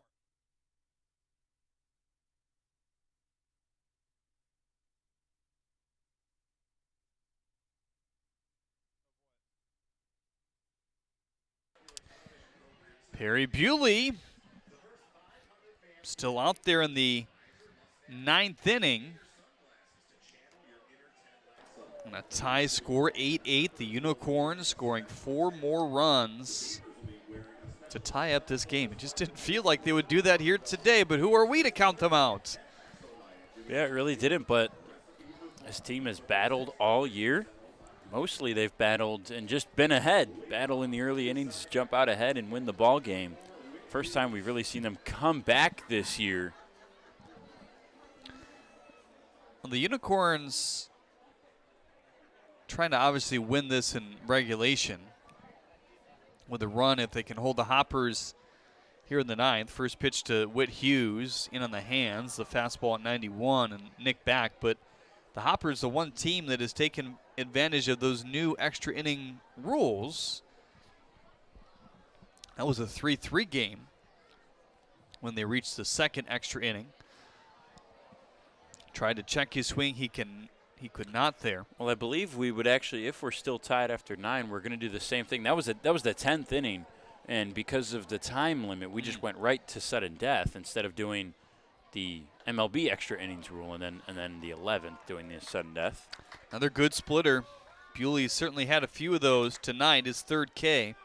Well, I was going to say, when we saw Bewley come out, a little interesting. He's faced 9 batters, kind of got hit around last inning in the 8th, was luckily able to get out of it. But, hey, strike out to start. That's how you want to go. Here's Walker Pause. Takes a fastball at the knees for strike 1. Pause today 0 for 4. Did reach once back in the 7th. It was a fielder's choice. High leg kick in the 0-1. Just couldn't hold up there.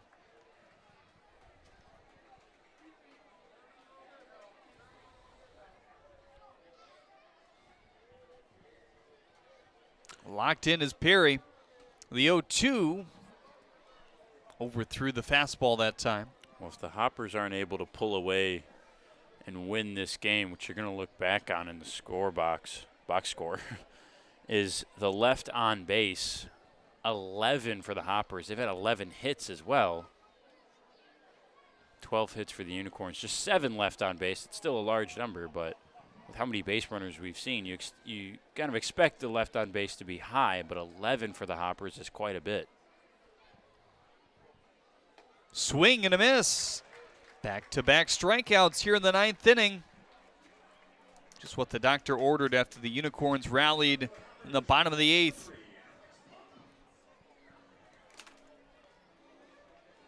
Now Alex Pup, the last shots to get what feels almost like a must-score inning, just based off what they did.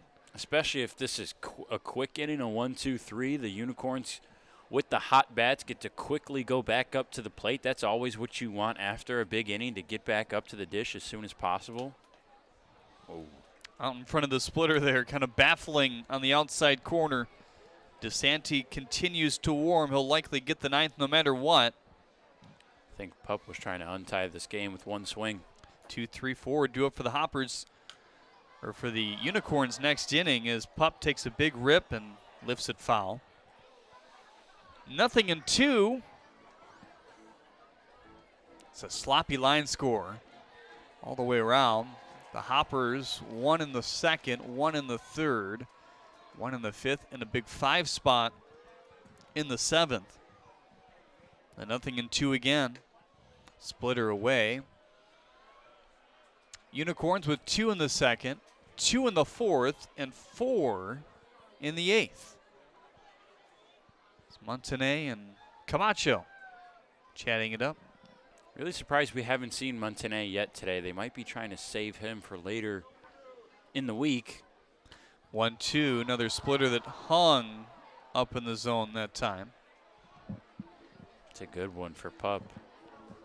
He had it timed right, just a little bit under it, which is kind of unusual with a splitter. You talk about later in the week, these two teams will match up again in a couple days on Sunday. That's a day game with a 1:05 start. It'll be the Beavers and Mammoths tomorrow. 2 6-inning games in the doubleheader. 5:30 start Eastern time. 1-2 fastball, and Parkinson looking to sell it. And a few boo birds out in the grandstands here today as well. That's a good pitch from Bewley. A little bit of life on that fastball, a little bit of action. Low and away, kind of on that outside half on the black. Didn't get the call. Could have gone either way. Swing and a miss. Bewley punches in and punches out in the 9th inning. Strikes out the side. Hughes, Pause, and Pup go down. We'll see if the bats can keep on rolling when we get back here on the USPBL network.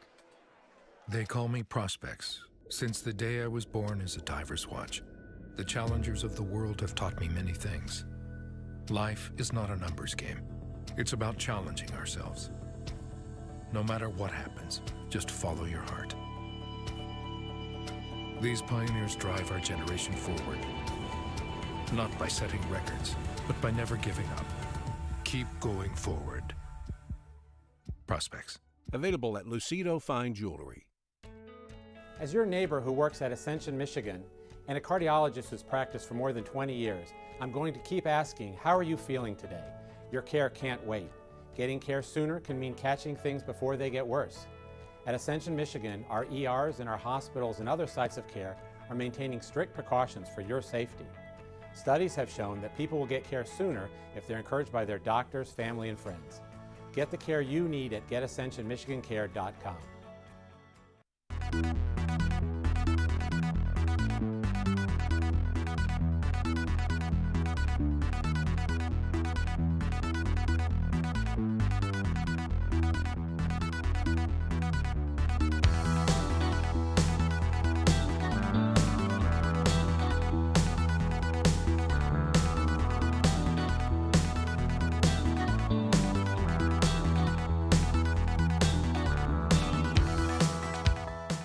Slide into a new home. Work with a local mortgage pro who works for you. Get a cheaper, faster, easier home loan. Find a mortgage broker near you today at findamortgagebroker.com.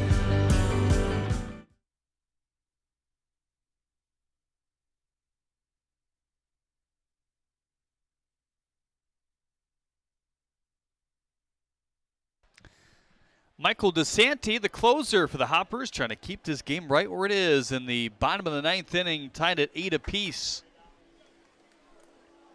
It's a 4-seam fastball and a 2-seam fastball to pair along with a slider, curveball, and changeup.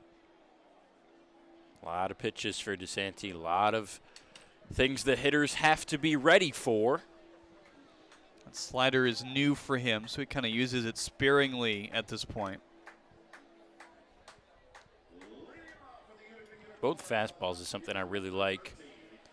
Pitchers that can use that well. The 4-seam is typically the straight fastball, all velocity, all gas, no brakes, try to blow it by the hitter. The 2-seam meant to be a faster pitch with that light little tail that can really mess up hitters late in the delivery of the pitch. It's supposed to break kind of late. Hard to put a barrel on a 2-seamer if it's thrown properly. It's appearance number 6 for Mike.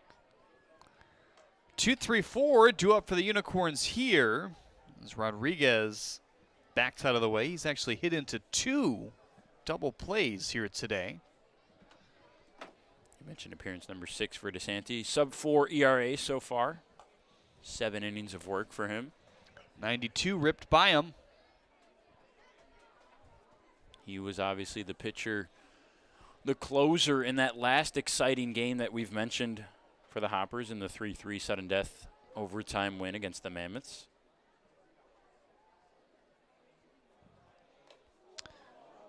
1-1. I think that tipped off the bat and then hit Hughes. Or maybe just right off the face of Hughes.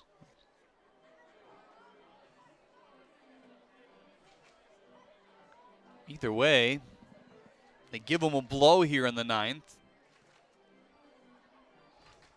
Not sure what that hit. It definitely redirected off something into Hughes' mask.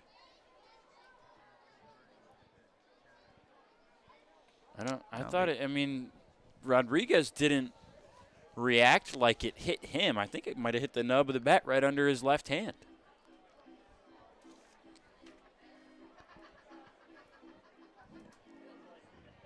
Let's take a look on the slowed down YouTube monitor.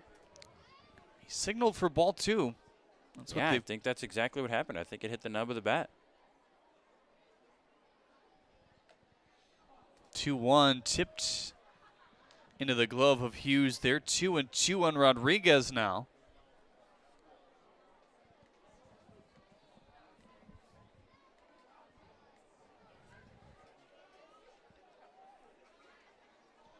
DeSanti has walked 3 and struck out 10 so far this year. It's a really nice ratio through 7 innings. He's been an exciting guy to watch. Another fire-breathing closer in this league. 2-2, frozen with the fastball, but Rodriguez took it for ball 3. Like the idea. Good location. Fastball low and in. Tough pitch to take. Good job by Rodriguez to watch it.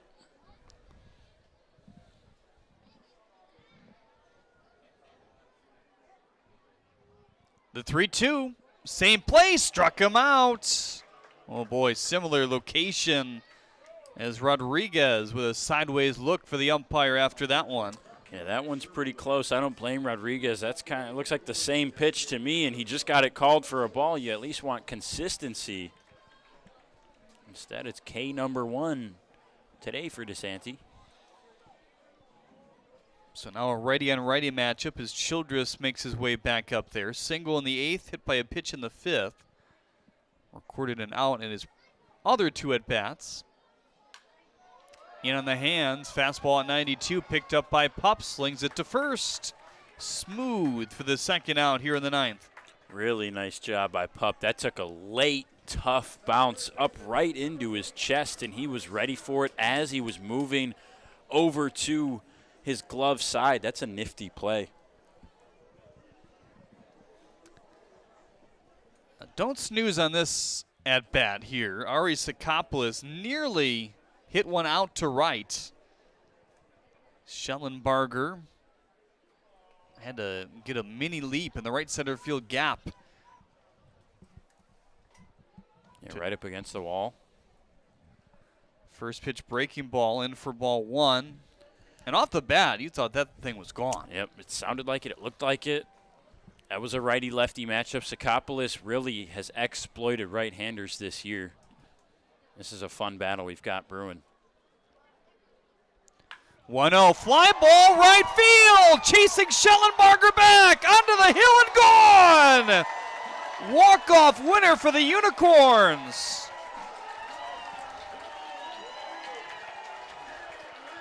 Jeremy, should I tell you what I said and talk back? Ari Sakopoulos, man, he hadn't had one today. He was due. Our player of the game last night and certainly tonight. What a shot, a no-doubter. Big time Ari.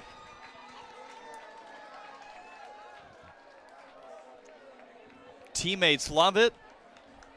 And we talked about it in the pregame show. What would crack here today? Would it be the hottest team in the USPBL, the Diamond Hoppers, who had won 4 straight, or arguably the best team up and down that would prevail here today? Well, we have our answer. Their 9th win, the 5th home run for that man right there, who comes up in the bottom of the 9th inning. You got to talk about the effort to even get to this point, though, in the 8th. The leadoff single by Childress and the single by Castro. An error to Pup was the third base runner.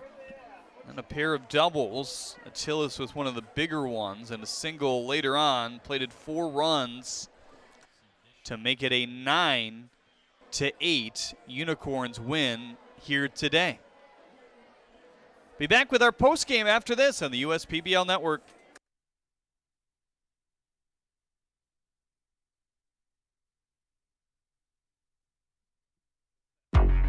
If I hit a home run, then you know what's going out of the park. Yeah, bases loaded, we ain't letting up. Scoring back to back, you can count it up. United we stand together, divided we fall. Ain't no turning back, we done came too far to turn around and have a seat now. We don't compare, cause we unicorns. Illuminate the dark with my uniform. Every time you see me stand up and salute me. It ain't no competition, not even from you. If I hit a home run, then you know what's going out of the park. Yeah, bases loaded, we ain't letting up. Scoring back to back, you can count it up. United we stand together, divided we fall. Ain't no turning back, we done came too far to turn around and have a seat now. We don't compare, cause we unicorns. Illuminate the dark with my uniform. Every time you see me stand up and salute me. It ain't no competition, not even from you.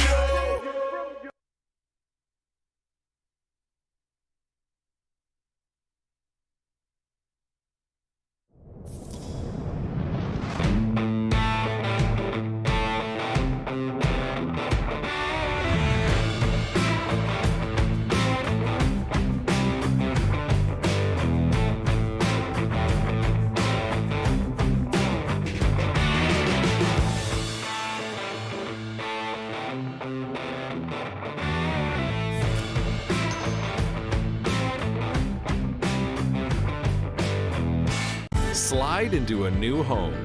Work with a local mortgage pro who works for you. Get a cheaper, faster, easier home loan. Find a mortgage broker near you today at findamortgagebroker.com. How do these business owners find the time for peace of mind? Because they rely on Tryon to handle difficult and time-consuming HR tasks like payroll, benefits administration, and more. Working with Tryon, one of the nation's top professional employer organizations, provides access to top-tier healthcare and employee benefit plans and its team of attorneys and HR experts. With Tryon, you don't have to grow it alone. Visit RelyOnTryon.com. You can always rely on Tryon. Jimmy John's Field is the perfect venue for birthday parties, summer picnics, company outings, and provides the best entertainment in Metro Detroit with great baseball all summer long. Spend your summer nights under the lights at Jimmy John's Field in historic downtown Utica. First State Bank is a locally owned and operated business. We're part of your community. At fsbcares.com, you'll find ways that we're making a difference by featuring locally owned and operated businesses, providing access to helpful financial resources, and engaging with community. fsbcares.com is part of our commitment to the neighborhood because strong neighbors mean stronger communities. Where good neighbors do great things. Member FDIC and Equal Housing Lender.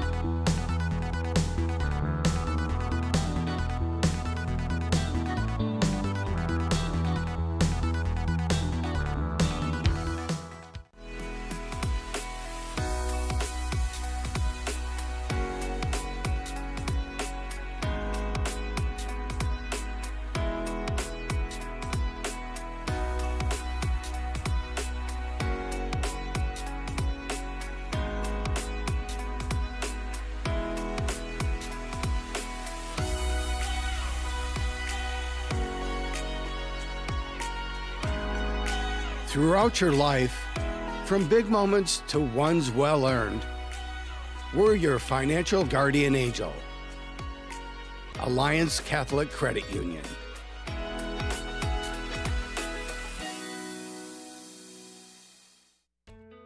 As your neighbor who works at Ascension, Michigan, and a cardiologist who's practiced for more than 20 years, I'm going to keep asking, how are you feeling today? Your care can't wait. Getting care sooner can mean catching things before they get worse. At Ascension, Michigan, our ERs and our hospitals and other sites of care are maintaining strict precautions for your safety. Studies have shown that people will get care sooner if they're encouraged by their doctors, family, and friends. Get the care you need at getascensionmichigancare.com. While credit cards help pay for everyday expenses, carrying a balance each month can be tough on your budget. Since interest rates compound daily, the amount you owe gets bigger and bigger each day the balance goes unpaid. A Green Path debt management program helps you regain control of your finances by lowering credit card interest rates, reducing your monthly payments, stopping late fees, improving overall financial health, paying off credit card debt in 5 years or less. Our caring certified counselors work with you to understand your financial picture and support you on the steps to get control of high-interest debt and achieve financial health. Call 844-572-5921 and get control of high-interest credit card debt today. You hear about the promo that Jimmy's John's got going on? 5 off 20? How they pulling it off? Magic? You got David's Copperfields in there? Show yourself, Copperfields! Jimmy John's. $5 off orders of 20 or more. We're the financial champion of Michiganders. Whether you're a goal-getter or dream chaser, an empty nester, or up-and-comer, anyone in Michigan can bank with us. Michigan Schools and Government Credit Union. There are many things you can rely on in this world, like a sunny day brightening your mood, your mom baking the world's best apple pie, and never a dull moment in running your business. And when it comes to time-consuming HR tasks, you can rely on Tryon. Tryon can handle payroll and taxes, employee benefits, and more, so you can stay focused on attracting and retaining the best talent. With Tryon, you don't have to grow it alone. Visit RelyOnTryon.com. You can always rely on Tryon. They call me Prospects. Since the day I was born as a diver's watch, the challengers of the world have taught me many things. Life is not a numbers game. It's about challenging ourselves. No matter what happens, just follow your heart. These pioneers drive our generation forward, not by setting records, but by never giving up. Keep going forward. Prospects. Available at Lucido Fine Jewelry. Well, a really big win for the Unicorns here today. It makes it back-to-back in the public games this week here with our player of the game. Back-to-back player of the games here today, Ari Sakopoulos, the game-winning home run to right field here in the 9th inning. First off, take us back to the at-bat in the 7th inning. I think you thought you had that one too, right? Yeah, it definitely felt good off the bat. Got in on me a little bit, but I thought it definitely had enough to get out of here. Guy made a great play in the outfield, robbed me of a homer, but you just stick with it, and it was just a great swing, and that's all I can ask for. So. Your approach and the pivotal at-bat there. First pitch breaking ball in. He kind of took his time. I kind of knew he was going to challenge me with another fastball, and I just tried not to miss it. He has a really good fastball, so when I got something I could handle, I just tried not to miss. So. You look at your team, not a lot of changes when it came to the showcase. You know, the lineup is pretty much set. There's a couple pitchers that were added, but it's a good team that's made its way back to Utica again. Great group of guys, man. It's a real tight group. Love every one of them. We're going to be special this year. I mean, we're off to a hot start. We're just going to keep it going through the All-Star break and after. But it's a great group of guys. Everybody can hit. We pitch well, play good defense. So it's going to be a special group for sure. Your second year here in the USPBL kind of came at the end of last year. Adjustments for you in the offseason have added to a lot of power for you this year. Yeah, that's kind of what I wanted. I just knew to develop in the game nowadays, you got to hit the ball at the yard. So this whole offseason was just trying to figure out how I can get more power into the ball. And it seems like average isn't so special anymore. So I really focus on just taking a good swing every time, hitting the ball hard. And if I get out, I get out, but not so worried about contact. We've seen some crazy wins in the last couple days. There were some balls yesterday that didn't look like they were going to get out, but they did. And here today, it's kind of swirling now. What was it like in the outfield? You just kind of play the wind, and you just go from there. But it's fine. You just play with the conditions. That's all you can do. All right, thanks. Great win today. Yes, sir. Ari Sakopoulos, your player of the game, and the fireworks behind us here today on the USPBL Network. See you tomorrow. Thanks, boss. Have a good day.